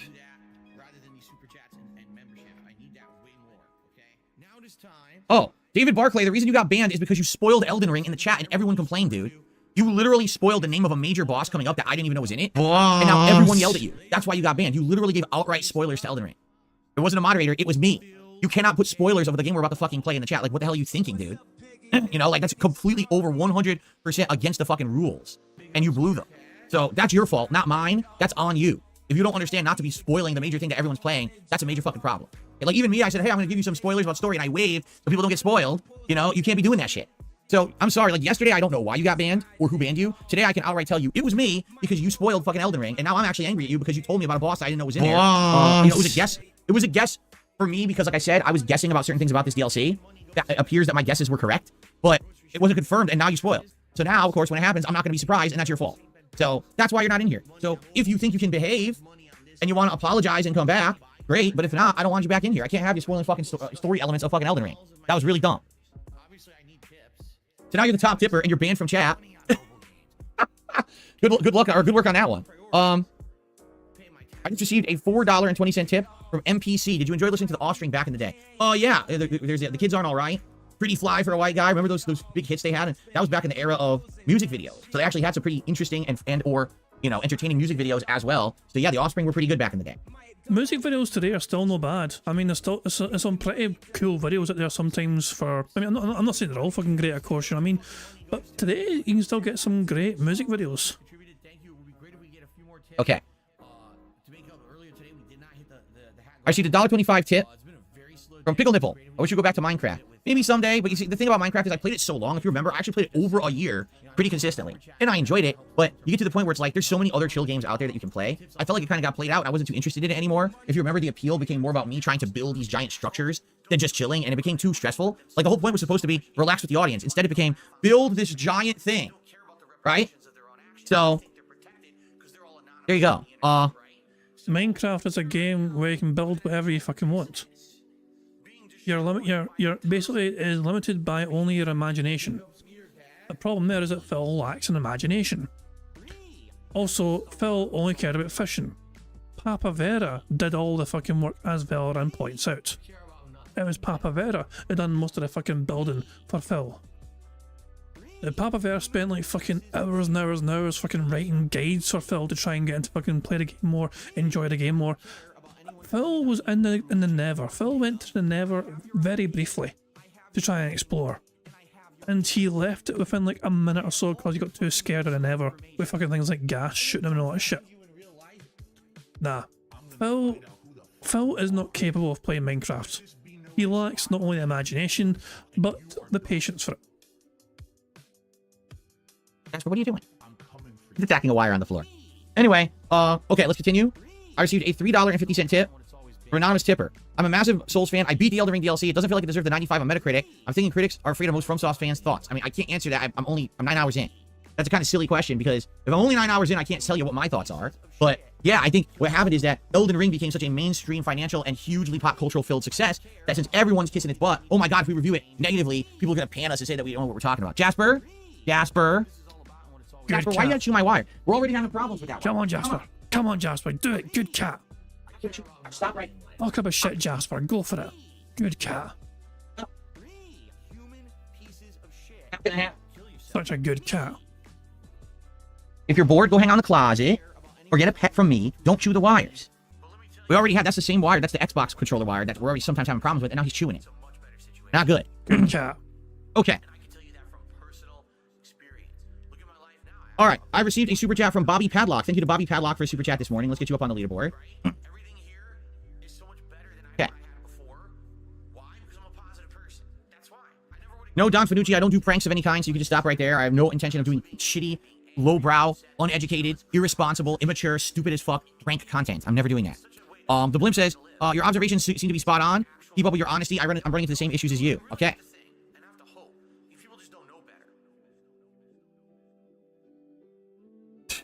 No, kill it interchange. That's exactly why I don't talk about that kind of stuff. So a couple of days ago, apparently, I don't know who, but apparently someone made some crazy accusation against Dr. Disrespect.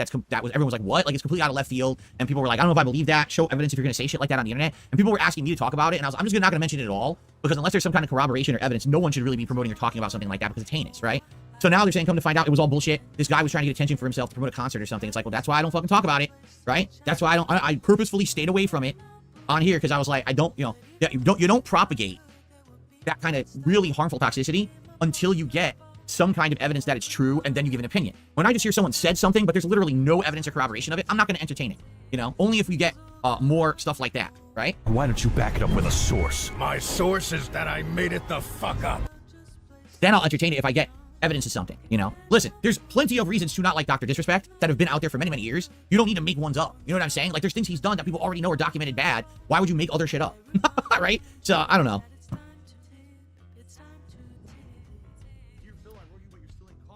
Okay, let's see here. I received a $7 tip from Super Snow Carl Turbo HD Remix. He said, this is going to be a long message. Okay, hold on. But anyways, fuck it. What's up, man? How's Jasper? I do think it's fucked up. You've got so many detractors, illegal restreamers, hate channels, reactors, and every single one of them. You're down from the... Let me get him up on the leaderboard since it's going to be a long message. So it's Super Snow Carl 2 Turbo HD Remix. What a name. Oops, with a $7 tip. Okay. So let's see. He says, you see that you are positively being talked about within the Kino Casino and Broken Review Tech communities. Now, FYI, no. I pay no attention. Oh my god, here we fucking go. I've not paid a massive attention to this thing because it involves Review Tech USA, and I don't pay a lot of attention to that. From what I'm led to believe, and I might be wrong here, but I want to try and get my own take on this before Phil starts blathering. Apparently, the computer that Review Tech USA offered Phil Burnell, like a year or so ago or whatever. So when Phil was going to, apparently Phil was going to actually take the computer, but then when Review Tech USA talked about it publicly, Phil got upset about that and said, you know what, I don't care anymore. No, I don't want it. That same computer that was going to be given to Phil apparently went to Review Tech USA's like moderator at the time, Jay, and then he fell out or whatever. And apparently that computer has a whole bunch of stuff in it, and Review Tech USA try to frame Jay for something. I've heard all sorts of shenanigans. Basically, Phil potentially dodged a bullet by not taking the PC from Review Tech USA. I'm going to follow that up by saying this. I don't think Phil was ever going to take that PC in the first place. Yes, he talked to Rich about it behind the scenes, he entertained the idea, whatever, but I cannot actually think Phil would have actually taken that computer in the first place. I feel like his own paranoia would have stopped him from actually, finalising that agreement. That's my take on that anyway. To anything. In any kind of drama circles or anything. I'm just here with you guys. That's it. I have this here on my streams, and then I'm with my wife and my family outside of streams. That's it. I don't pay any attention to the internet drama. I'm completely disconnected from it for a good reason. If you haven't noticed, this year has been a good year. We're 6 months in. There's been no drama around DSP and the circles. We're good, right? We're good. I dodged many bullets this year so far. I don't want to go any wrong direction. We're good with how things are going. Okay? So no, I have no idea what you're talking about. For good reason. Okay? Now, apparently, you're being called intelligent for dodging a bullet. The PC that ReviewTech was going to send you was a hacked computer. Then he would try to manipulate your stream from the comfort of his own home. I'd say smart of you to avoid the nonsense and trusting your gut for not working with him. He even had some alleged creepy stuff on it too. Yeah, but first of all, there's absolutely no one who can confirm that. No one. Who are you going to trust? The person who used to be his ex-editor, who obviously doesn't like him and is in a beef with him. Is that a trustworthy source? No. Would he literally admit that publicly? No. So that sounds really stupid to me. Plus, there'd be a lot of legal liabilities there. I hate to tell you that, So I'm just saying, like, that would be pretty dumb if he was going to do that. And quite frankly, I never would have accepted a gift like that from someone like that regardless. That's really stupid. There's a difference between someone wants to contribute to your stream and use that contribution to buy a new PC that's new and guaranteed to work versus just taking a donated piece of equipment that someone else already used and has shit on it. No. I would never. That's insanely stupid. You'd be a dunce to do that because you're just setting yourself up for disaster. So, no. I wouldn't have done that regardless, and I don't feel like I dodged any bullet, because number one, I don't believe it. I'll just say that. I don't believe that Rich is that stupid, because if he did, I probably would have ended up going to court suing the fuck out of him anyway and winning. That's number one. And number two, no, I'm not dumb enough to accept that kind of stuff anyway. Okay, Jasper, what did I already say? Oh, good old Jasper, and then Phil fucking bumps into the fucking camera with his dumbass fucking get-ridden feet. Guys, we have 100 likes on this bingo stream. Not only does that mean we have a free space, but we also get to enjoy the Bill's animation made by the supremely talented Pixar Animations. Don't forget to keep an eye on the bottom right for Jasper to do his thing. Apologizing isn't just words. It's I will not do this. Welcome up, Jasper. Good cat. Excellent stuff indeed. There we fucking go. Phil just got a very strange super chat just now from Cigar Smoker saying, "Hey DSP, I view DSP."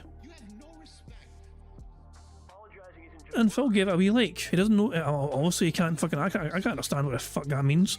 But yeah, Phil liked enough to give it a wee heart. Does he clarify what he meant by that? Because obviously it's a super chat, so he could fucking maybe type something and say what he meant. Oh, that's what it means. I love you, DSP. Those deadheads are very bizarre indeed. And you know what? Look what's happened. Literally, no one bugs them anymore. Nothing. It's all, they're completely washed. The cans are clean. You have no respect for people that are alive, for fucking people that are dead. One or the other. You don't give a shit about anybody. Jasper, either you behave or I'm throwing you out of the office. It's one or the other. I can't have you chewing wires. It's dangerous to you. It's dangerous to my equipment. It's dangerous to everything. You can't do it. It's not allowed. You understand me? Now he's sitting here nicely. Well, why wouldn't you sit here nicely before instead of chewing my wires? I want to yell at Jasper. He's misbehaving. You can't do that. It's harmful to you, buddy. And I think you know that because you only chew wires when you want attention. Who fucking cares? Okay. Please relax, Jasper. Okay? Please relax. Nope. Okay. Okay. I received a very generous $20 tip. A $20 tip this morning. Now, hold on. Did I hit my camera? Am I censored? I guess I'm censored, right? I might be slightly off, but I think I'm all right. So I received a $20 tip from Darren, who said, I think it might be a good idea to try to have guests on your podcast. Hold on. Fucking guests? Who the fuck would want to go on Phil's podcast? No, I mean, so Phil may, oh my god, guests. Well, Cat doesn't want to have anything to fucking do with it. Jasper's only there because he has nowhere else to fucking go, I guess, right now. I guess Cat's not home right now, so, you know, Jasper's only choice for company is Phil Burnell. What the fuck? Guests, I have. Right, go, aye. Have Brian back on. Why don't you, Phil? Why have Brian back on? How about Derek? Get Derek to fucking join you in the podcast. Or how about Jade? Get him to roll his ass in there. I'm sure many would be down for it. Yeah, all my trolls would be down for it, and they'd certainly all be trying to get on the show. Hey, trolls, that's us. Burger. 5 in a row. That's concerning. There's our first bingo of the game, finally. I'm sure many would be down for it. Yeah, all my trolls would be down for it, and they'd certainly all be trying to get on the show nonstop. In addition, anyone who I had on as a positive guest would then be mass harassed. Has Brian been mass harassed? As far as I understand it, the detractors and trolls have been quite nice to Brian. He seems to not mind some of the extra attention he's been getting anyway from the detractors and trolls because of Phil Burnell. By my trolls, which is the problem with me associating with anyone, which is why I stayed away from associating with anyone for so many years, you know, is because of the level of harassment that these very, very insane people do. This is not the behavior of people who have well-adjusted psyches. These people are broken in the head. And then they go and just... Excuse me. Hold on. Psychological style Phil is fucking calling us broken in the fucking head. Oh. Most of us have kind of normal, reasonably well-adjusted lives and social lives and all that shit, you know, most of us. We're not the ones who fucking coop ourselves up in our fucking little tiny office for 6 days of the goddamn week, begging profusely for hours on fucking end for people to give you fucking money, only for you to fucking spend most of it in a fucking mobile video fucking game. Most of us are reasonably well-adjusted people. I can't speak for myself, me. I'm a crazy bastard, you know what I mean? But then again, it probably comes with the fucking nature of me being a Scottish guy. But I don't know. But yeah, Phil has no idea who he's talking about, as you know, clearly. Yeah, go on, Phil. Yeah, I want to hear his detractor rant one more time. But I will remind people by saying that Brian, the most recent person Phil has interacted with on his own content, seems to have no problems whatsoever and apparently has not received any hate whatsoever as far as I can understand. At least not from detractors or trolls. By my trolls, which is the problem with me associating with anyone, which is why I stayed away from associating with anyone for so many years, you know, is because of the level of harassment that these very, very insane people do. This is not the behavior of people who have well-adjusted psyches. These people are broken in the head. And then they go and just mass harass people for literally having any association with me. So that's why I don't have guests on my show. The moment someone appears, they will be mass harassed. That simple. So, no. I'm sorry. I wish I could. I wish I could have a normal show, but it would not work. You know? It just wouldn't at this point, right? Okay. I received a $5 tip From the Blimp. He says, here you go. I appreciate all of your content. Thank you so much to the Blimp for a $5 tip. Have so much fun every single day. I love my life. I'm not even kidding you. When I was, working with Mike Klum on the possible documentary about me, we were talking about having people appear in the documentary as fans of mine to talk about why they like the content, how long they've been a fan, what my content and interacting with me has meant to them. Yeah, and none of your fans wanted to fucking date because you fucking told your fans over time not to trust anyone else on the internet apart from you. Your fans were fucking terrified of fucking reaching out to anyone, even directly to Mike Klum privately, because you have drilled it into their fucking dead heads that they cannot trust anyone apart from you. And literally, I'm not shitting you. We were talking about having them film in a dark room wearing a mask with a voice changer. So no one would know their identity, so no one would then go after them and harass them for admitting on camera that they're my fan. I wish that was a joke, but that's the level that it's gotten. That people are ashamed to be your fucking fan, Phil. Why do you think Das Bullshit fucking had a fucking sock account and pretended to be someone else to fucking keep supporting you? Because Das Bullshit felt shame. Why do you think so many of your fucking dentheads have sock accounts? It's not to try and fucking protect themselves. No. They know it's a shameful thing to support you. Or publicly admitting that they're fans, we get fucking mass harassed by fucking trolls. It's so dumb. I know. So I'm gonna say this. People can do what they want with their money. If your fans find you entertaining enough to fucking support you, fair enough. Bills and their money are easily parted. If that's what they want to spend their money on, so be it. I'm still going to point and laugh at them though. No, everyone's laughing. I agree with you. That sounds fucking ludicrous to me that we would have to do that. But Mike was like, yeah, that's probably what we would have to do after having investigated the situation and seeing how ridiculous it is with these fucking people. I'm like, Why don't you back it up with a source? My source is that I made it the fuck up. okay, I think I've caught up with all the contributions so far this morning. We'll do just a little bit more time for Q&A. If you guys want something to talk about, tag me in chat. If any other contributions come in, I'll shout them out. But it is looking like we're going to end the podcast on the earlier side and get some extra Elden Ring gameplay in, which is fine. How far are we behind, Phil? We're behind by 40 minutes. The podcast is going to go... The podcast ends in less than 20 minutes, okay, from this point in time. You're about 20 minutes away from the podcast ending. We're behind, so Phil's playing gameplay right now, okay. Hopefully, I mean, I'm hoping for a strong finish, basically for the bingo card. There's still a lot of white on that screen. It's been on the whole time, huh? I don't even know. Hello. Turn it up. Turn up my neckphones. Mic check. 1 2 1 2. What's up, Jamie? Yo. Good to see you. Yesterday's React stuff was pretty good, Yurichi. Good variety of stuff. Some notable stuff from the React show. I can actually pull up here so you guys know what to expect over the week. There's going to be so much dead air here, so I think I'm going to speed up even more. This was 1.5 speed. I'm going to 1.75. Because there's going to be so much dead air for Phil waiting for fucking questions, I guess, from his dumbass audience. Today's React stuff was pretty good, Yurichi. Good variety of stuff. Some notable stuff from the React show. I can actually pull up here so you guys know what to expect over the week. Maybe we should do this once a week on Monday, recap what we did on the show. By the way, one of the videos is completely glitched. YouTube is infinitely running checks on it, meaning it'll never apparently get fully approved for ad revenue for no good reason. I don't know why, so I might have to re-upload the video. So, videos include Asian pancakes, police becoming harder on crime here in Washington State, a Linus Tech Tips is saying real AI actually doesn't exist, it's all just a bunch of bullshit to spin things to try to sell it, how Islam and Christianity are actually very similar in many different ways as religions, some wedding fails, my thoughts on Maximilian Dude reacting when the Marvel vs. Capcom collection was announced live on camera, me commentating over a Marvel vs. Capcom 2 money match from 20 years ago that Hold on, he reacted to Maximilian Dude reacting? That thing I showed off as well on Bingo. I showed it off as well at the start of Bingo. It kind of went viral. Fucking Maximilian Dude was fucking super happy to see, like, I think it was a Nintendo, wasn't it? The Nintendo kind of conference thing. The thing that was too early for Phil to react to himself because it would cut into his precious sleep time at fucking 7 AM or some pish. But yeah, I can't believe it. So I imagine Phil was not. I assume Phil was a bit cringy reacting to Maximilian Dude. lost horribly, got completely hosed by a player called Mix Up from Florida, talking about PCs and the whole PC master race idea and why or why not PCs would actually be better than gaming on consoles or other things. And that's just a few of the things, okay? That's just a few of the things. So, yeah, pretty cool. This one video, though, I've never seen that before. Check's still running. I uploaded the video almost a day ago, and I guess YouTube is fucked up. I've never seen it infinitely check like that, ever before, so...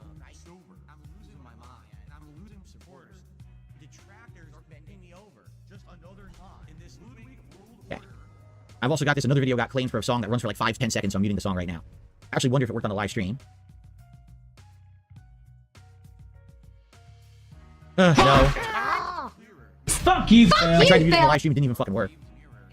Shit. Yeah, YouTube's messed up these days, man. So I gotta remember later today to re-upload that video to try to get it to actually work, since it's not working right now. What a piece of shit.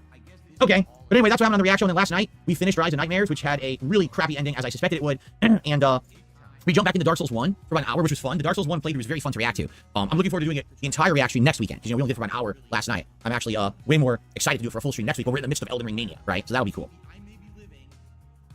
Let's see here.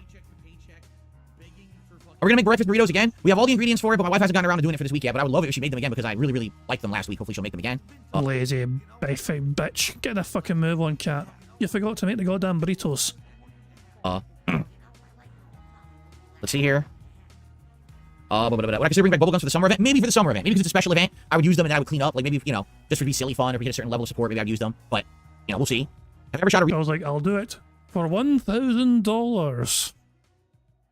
and then I would clean up, like, maybe, you know, just for be silly fun, or if we get a certain level of support, maybe I'd use them. But, you know, we'll see. Have I ever shot a real gun before? No, I've held a gun in my hand, but I've never fired one. Iron Man the Power says, over the weekend he saw Pixar Inside Out 2. It was fantastic. 10 out of 10.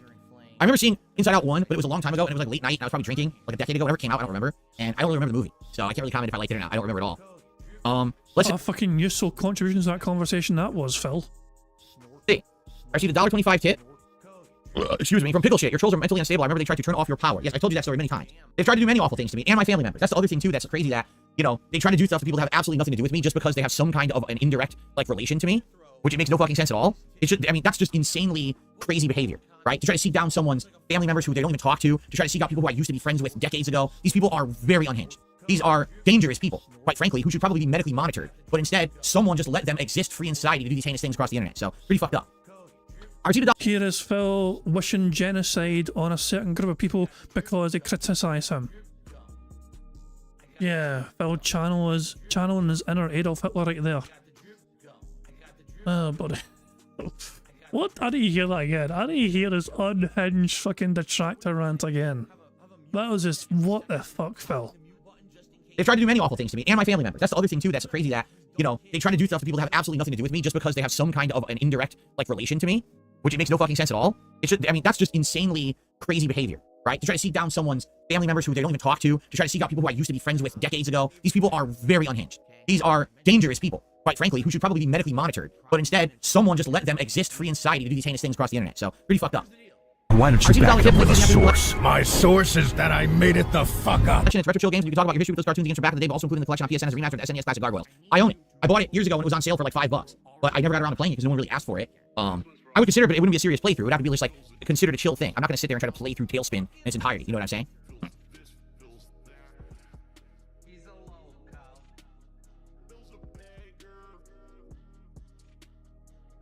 Okay. Anything else, guys?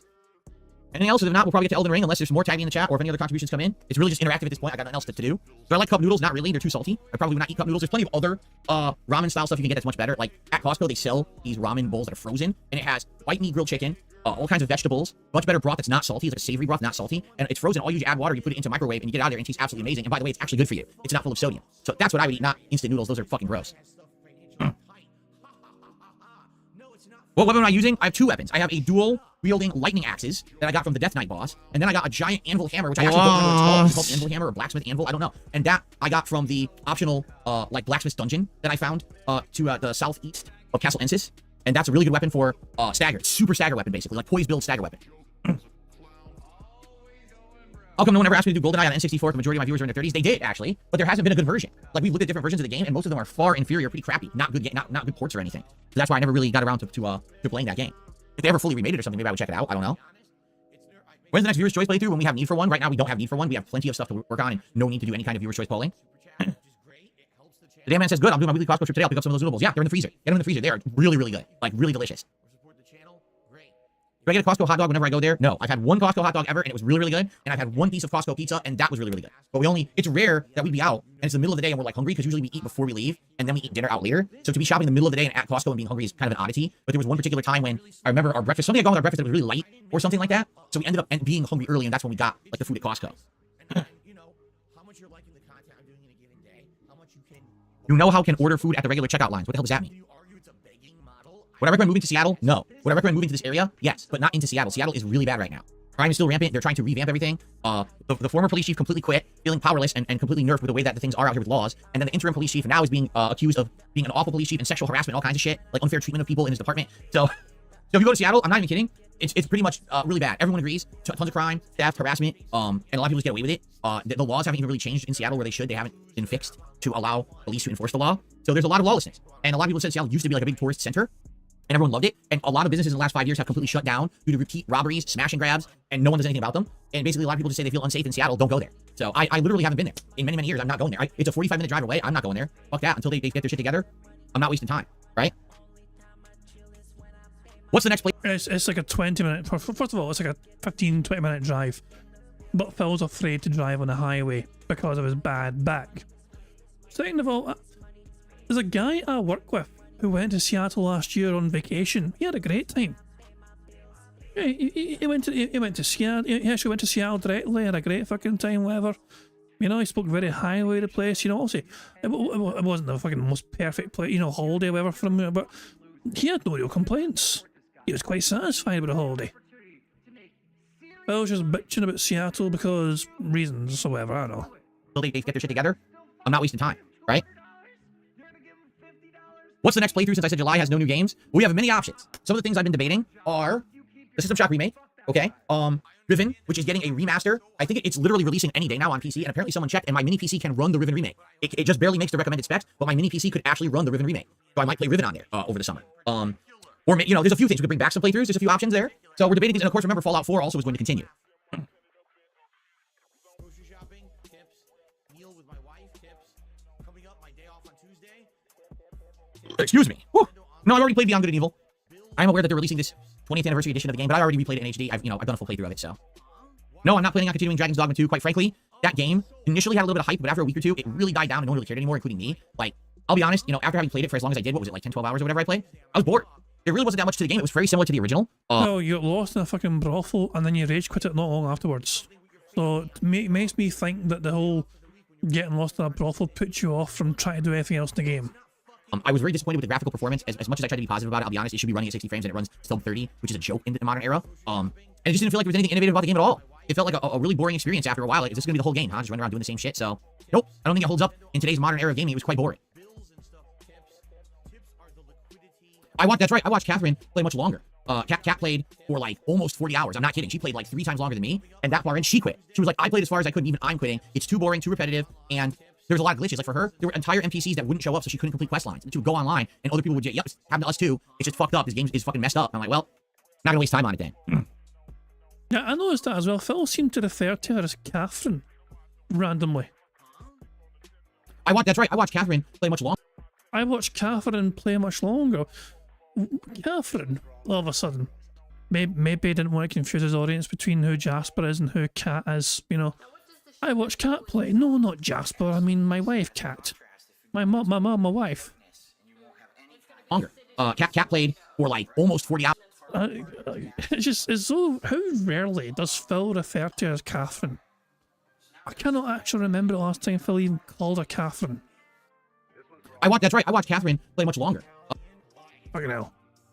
Not gonna waste time on it then.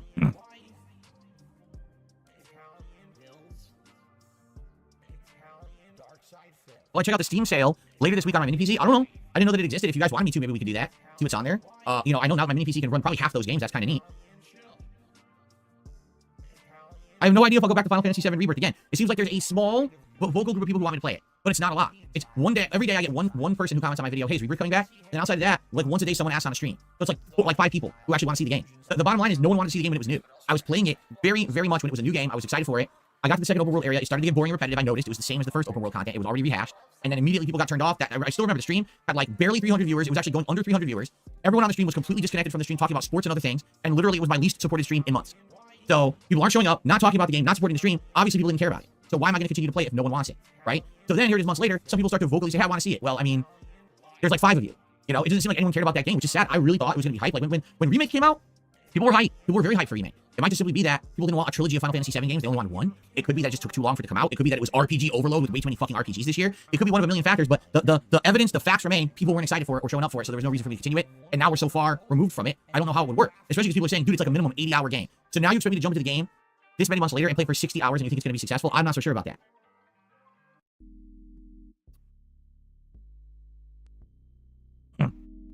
I've never been outside of the United States with the exception once I went to Canada and visited Newfoundland, which was a fishing town near the eastern coast. And the reason was because I worked at a helicopter company and we had a helicopter that they had bought and they were using to go to their oil rig back and forth. And they had some consignment inventory parts there, so I went there to help reconcile big discrepancies in the consignment inventory.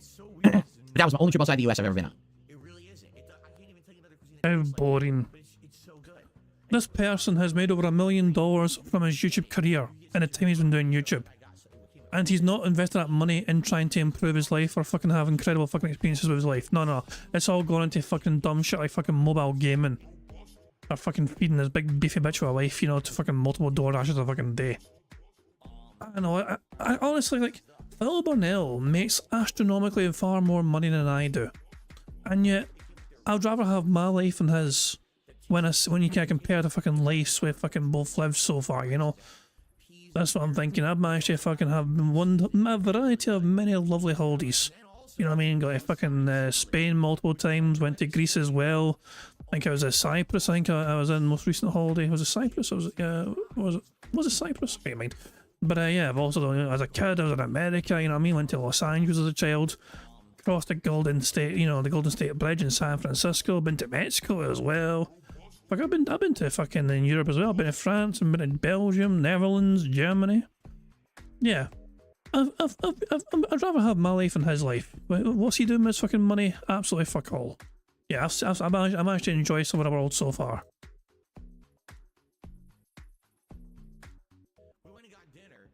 Of course I'm interested in going to Japan someday. I would love that. I don't know if it'll ever be viable, but it would be nice. Japan is something... I don't know, like, Japan would be kind of cool, but I do worry about the language barrier. Although, I assume, I mean, they've probably got a lot of tourists in some places, so I guess that's not maybe a huge thing. Japan may be cool. You know, let's be honest here, one thing that a lot of people don't think about is when you get a pet, and they go, oh, can I go on a trip? Not really. Like, for example, if I go to Japan, I don't want to go for 4 days, I want to go for like 2 weeks. I can't have Jasper be with someone else for 2 weeks. Jasper's literally never been with anyone besides us since we got him. So... lies. Because when you got married to Kat, Jasper was there, but he wasn't told about. And you had a house sitter apparently look after Jasper while you went home to get married. Now, remember in our Phil Burnell had Jasper before he was married. So, and he claimed that somebody was looking after Jasper for them while him and Kat were away. Although I guess maybe Phil means that. I don't know. I have no idea. I'm so confused with Phil and his bullshit fucking constant rewriting of history here. Because the story Phil always told was that they had to get somebody to look after Jasper while they were away back through Connecticut for him to get married to Kat. So I'm just so confused. D-Dog saying Jasper's a rescue cat, so he was with others before Phil. Good fucking point. Exactly. People saying it's a good pot face. I agree. Let's get a wee get a wee thumbnail created at least of this, or not a thumbnail, but just let's just see how it looks, shall we? Let's go here, but good stuff indeed. So I'll go here and we're feasting well. We're feasting well, yeah, so for sure on these. Oh, I can't move the chair a little bit, kind of strange. Looks like Phil's got some robust shoulder pads there. Oh my dog! What's up? Because of who I am, people believe it. Right, 2 seconds. First of all, before anything else, Tacozilla created this. So this distracts me so much. Tacozilla created this in the Discord. Jesus Christ. Thank you very much, Tacozilla. Thank you, Keldeson, for the super chat. Who says, I'm still planning to travel this September. I know I said the UK, but I'm also considering South Korea to be the alternative. Traveling is fun. I agree, traveling is definitely fun. Seeing new places as well. Definitely getting to explore some of the sites or whatever.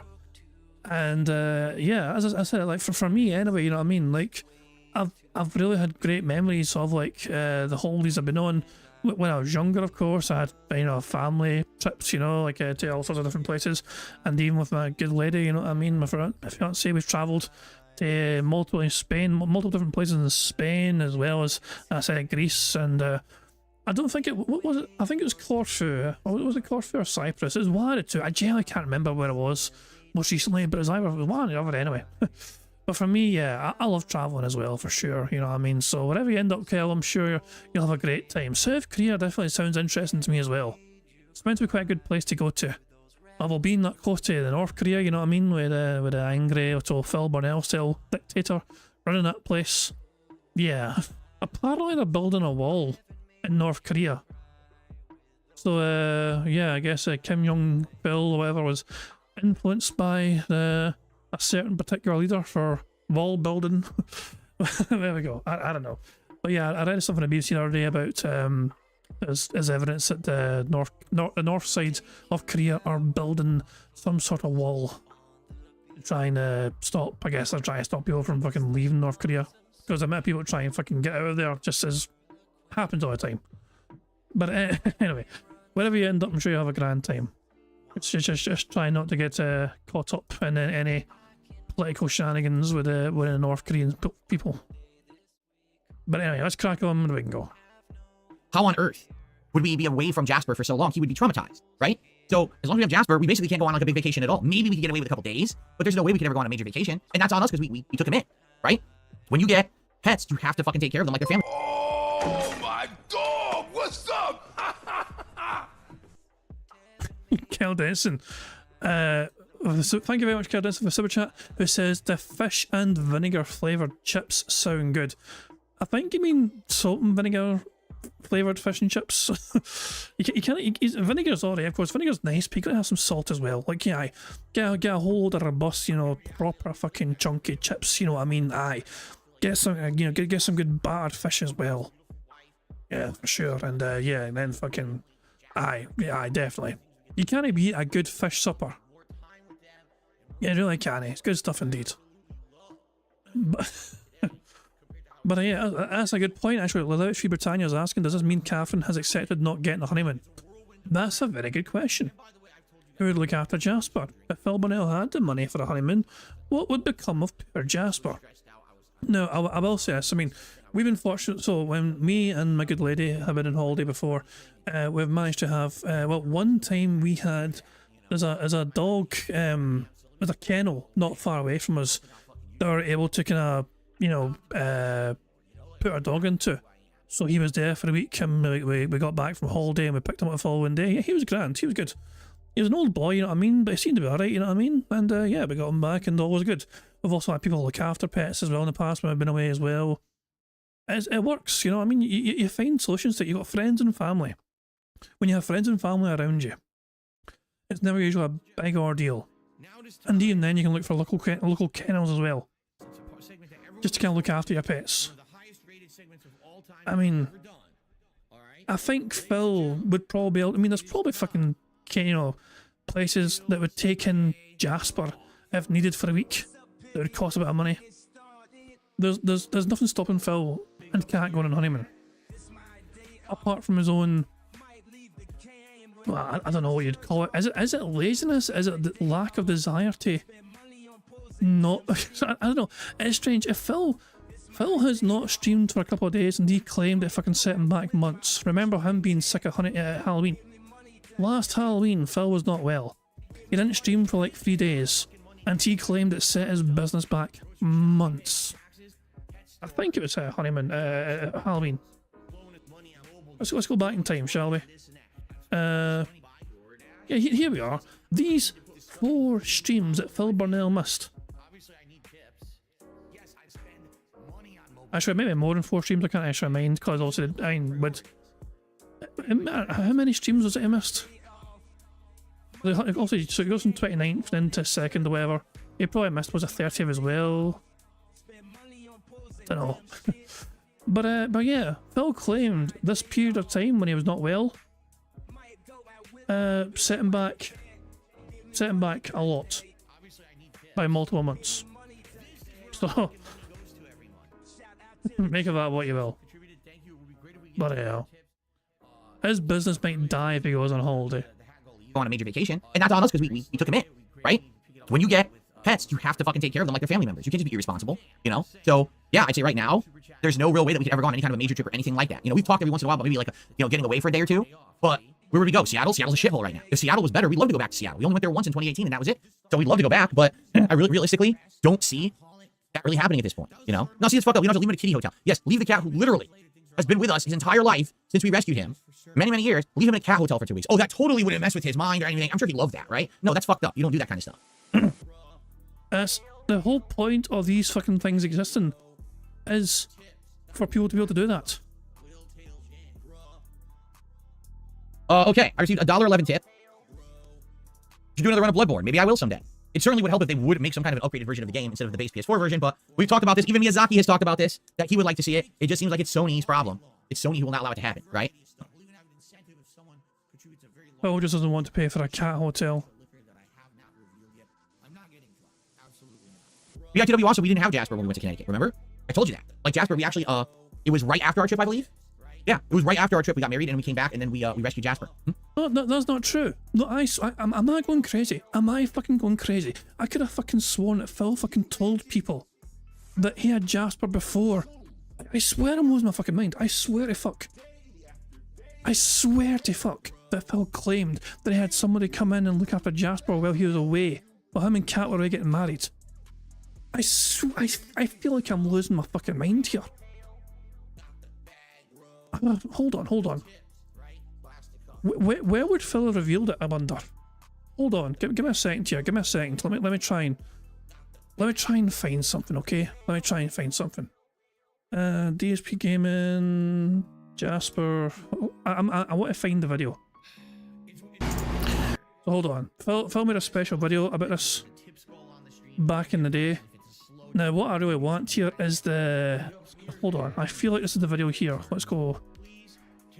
Hold on, give me a second here. Let's use a transcript and see if we can find it. This motherfucker, I'm not gonna let that one slide. I'm not letting it slide.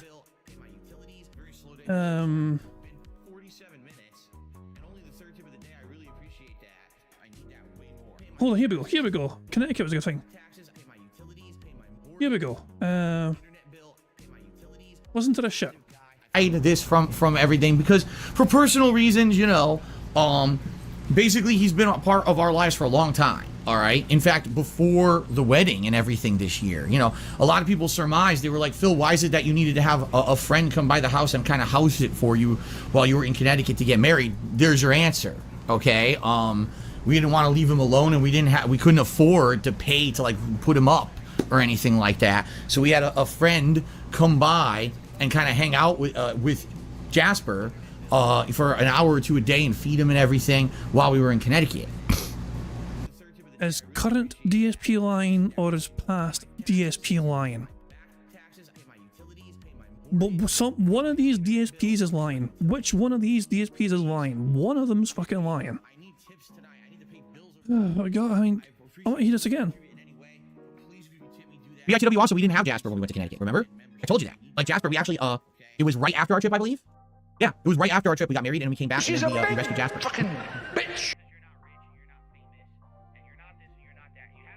Thank you very much to Scott B for the super chat, who says, take him to a cat hotel. We wouldn't want to give Jasper any ideas about social life with others. Yeah, can you imagine Jasper fucking talking to all the other fucking cats, you know what I mean? I was like, what do you mean your owner fucking lets you, you know, play outside? I love to do that sometimes. I get fucking trapped inside all the time. I know some cats are house cats. I understand that, you know, for sure. But yeah, I mean, like, can you imagine Jasper like learning like from other cats about how good life could actually be?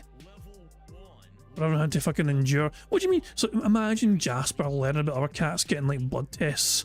You know, your owner takes you to the vet regularly to make sure you're healthy and good. Why doesn't mine do that? When I'm recommended blood tests, Phil just snorts in the vet's face. Oh hell, man. But yeah, I still can't believe Phil just said this. I'm gonna slow it down a bit just to make sure I'm not fucking mishearing him. BITW also, we didn't have Jasper when we went to Connecticut, remember? I told you that. Like, Jasper, we actually, it was right after our trip, I believe. Yeah, it was right after our trip. We got married and we came back and then we rescued Jasper.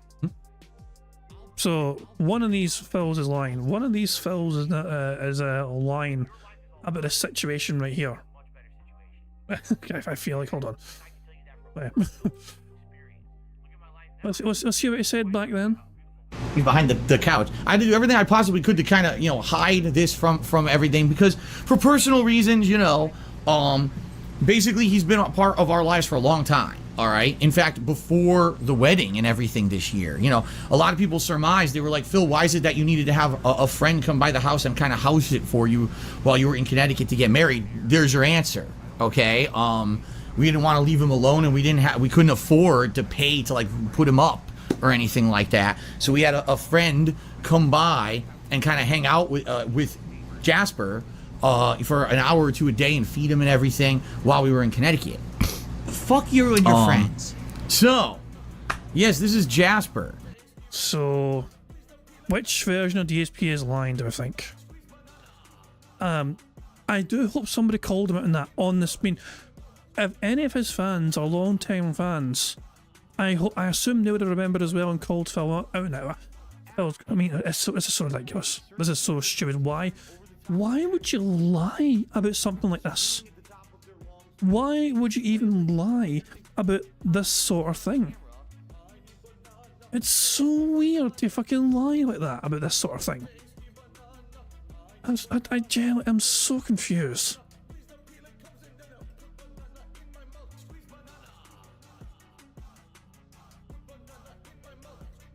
Is Noita still a planned project? Perhaps for night streams as some variety. Yes, perhaps.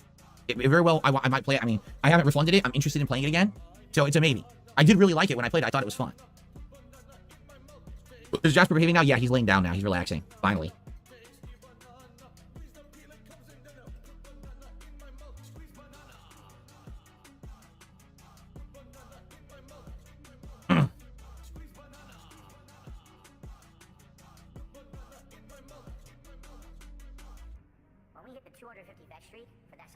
Unfortunately, they're probably waiting until PS6 to release Bloodborne. PS6. Yes, of course. Oh my god. All right, at this point, I'm just getting bombarded with silly questions. I think that we should end the show, and I'll get to I almost said Bloodborne. I'll get to Elden Ring early. So thank you all for chilling. For those who did support the stream early, I appreciate that. Please support today's Elden Ring stream, meaning that I'm going to be putting so much time and effort. $48 for the podcast. Yeah, Phil's going to be a little bit more happier today about Elden Ring. Into this game, I would really appreciate he's doing it again. Jasper, I just told everyone you were being good. Oh my god. I just said to everyone you're behaving. Now you're gonna misbehave? Are you proud of me? No. Absolutely not. Not gonna be a liar on me. Gonna be a good. Oh my god. Alright. Let's end the show. Alright guys, thank you for chilling. Thanks for watching the Level 1 podcast. Thank you for the early support. I hope you will stick around to watch Elden Ring today as I continue with my new builds. And thank you all for your input. I would love more input about the Lego thing, about stuff to do outside of the Lego thing, but other things for streams. Also, ideas for the upcoming marathon event. All that feedback is appreciated. Please leave some comments. Let me know. Jasper, being fresh. Thank you guys. See you tomorrow. Okay. He's being very, very fresh. He knows he's not supposed to do this. He's trying to get Jasper. I said, no, stop that right now. Stop biting those wires. God's sakes. Ugh.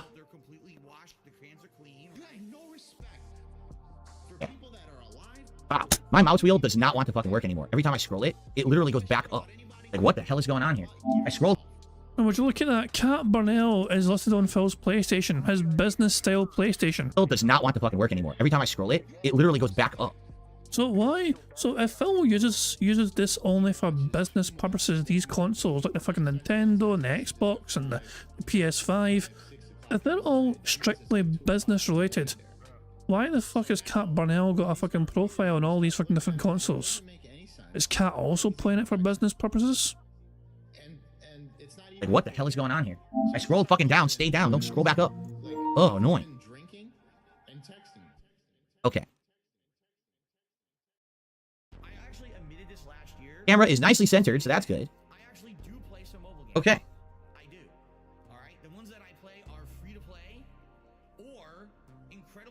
All right, let's get set up here. A big mess. All my wires are all tangled for odd reason. I don't know why.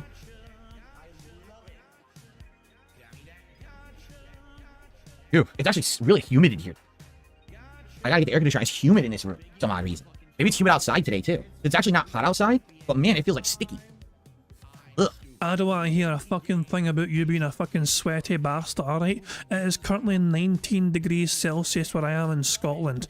The fact that it's almost 20 means we are practically cooking here because we're not used to the fucking sun in Scotland, alright? taps off weather and doing this fucking way in Scotland. Jasper, you really are getting on my nerves. Why are you doing this? For attention. They need human attention. You're not providing him the attention he desires, so he's going to fuck your shit up. Deal with it. You're not going to do that. Stop. Stop it. Oh, okay. Let's boot the game up. Sheesh. All right. No, not really interested in the Princess Peach game, Tyrell. They launched what they called Season 2, which reset all the cards in the game and made Okay. You looking good? So what's the name of this? It is the Anvil Hammer. I thought it was like the blacksmith's. No, it's just Anvil Hammer. Very basic. Okay. I can almost level up again. In fact, I might be able to level up again. I might have just enough, actually. Yeah. I think I have enough to level up again. Okay, here we go, everybody. Hello, everyone, and welcome back. A very surprisingly slow bingo card. We can't just mostly Creepy Whisper. I'm going to just fucking get rid of. Definitely, okay. I'll need to try and remember to do that. In fact, I might do it right now. I might actually fucking do it right now. Just to fucking, you know, get rid of that forever. Ban that fucking word from ever existing again. What is it? Hold on. Let me. I'm looking at the list of shit right now.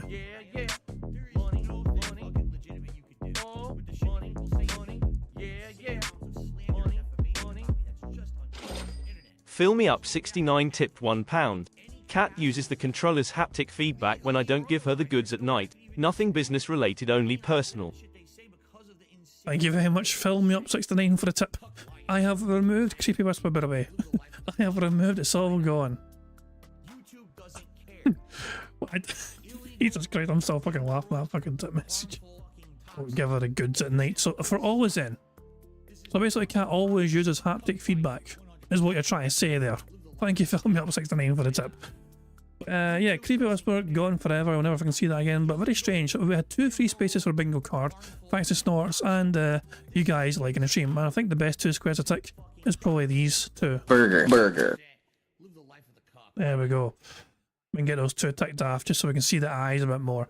But yeah, so very surprisingly, you know, Phil didn't mention Twitter or X. He mentioned social media, but he didn't mention Twitter or X. He didn't even say day off, you know, he didn't even cover that. Didn't say reality. Didn't say idiot. He talked about distractions and trolls, but didn't say idiot. Didn't say tired, didn't say community, didn't say that being said. So much things that you expect Phil to say didn't get said. So it happens sometimes. When Phil has particularly slow podcasts and not a lot to talk about, it seems to hurt bingo.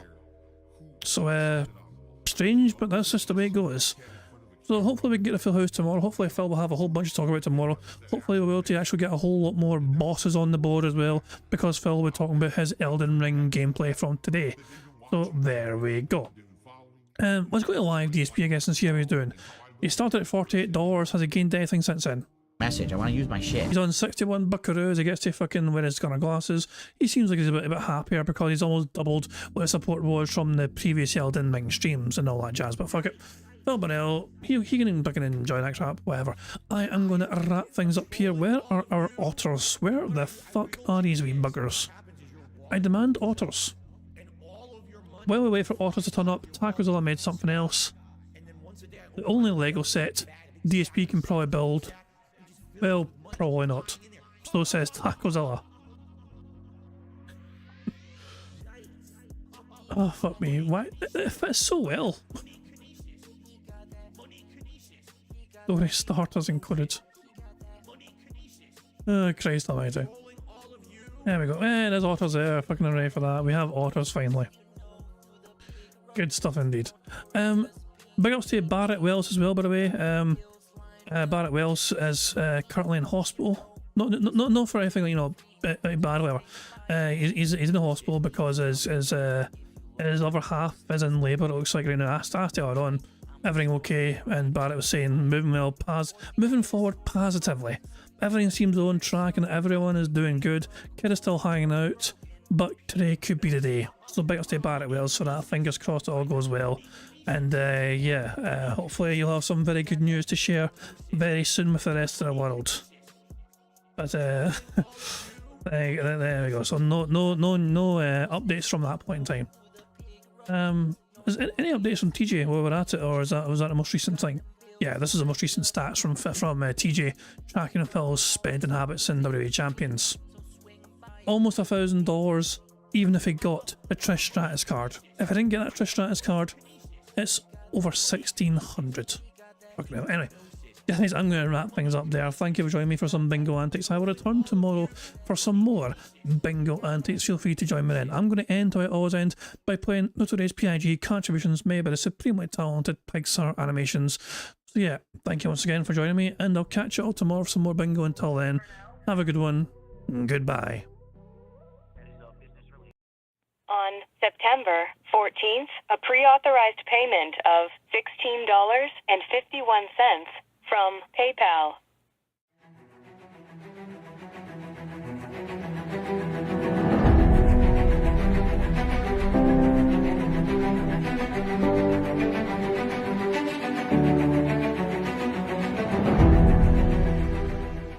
All right, Luna Mills has tipped me $1.30. It says, "I'm back. What's your favorite type of shower?" When you're showered in money. When you go outside and all of a sudden greenbacks start falling from the sky and you raise your face up, you're like, oh, you start dancing, you go, oh, money, money, yeah, yeah. All right, I don't know what the hell you're talking about, but thank you for the first tip of the day.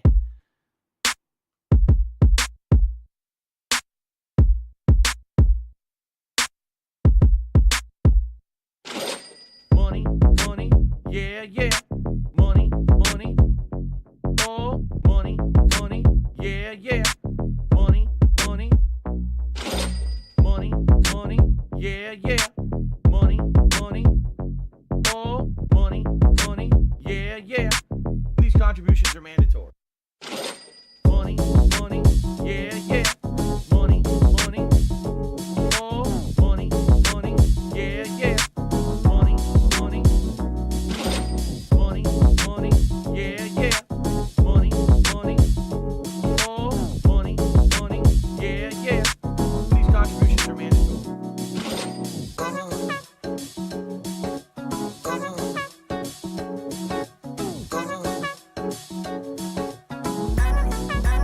Show me the money.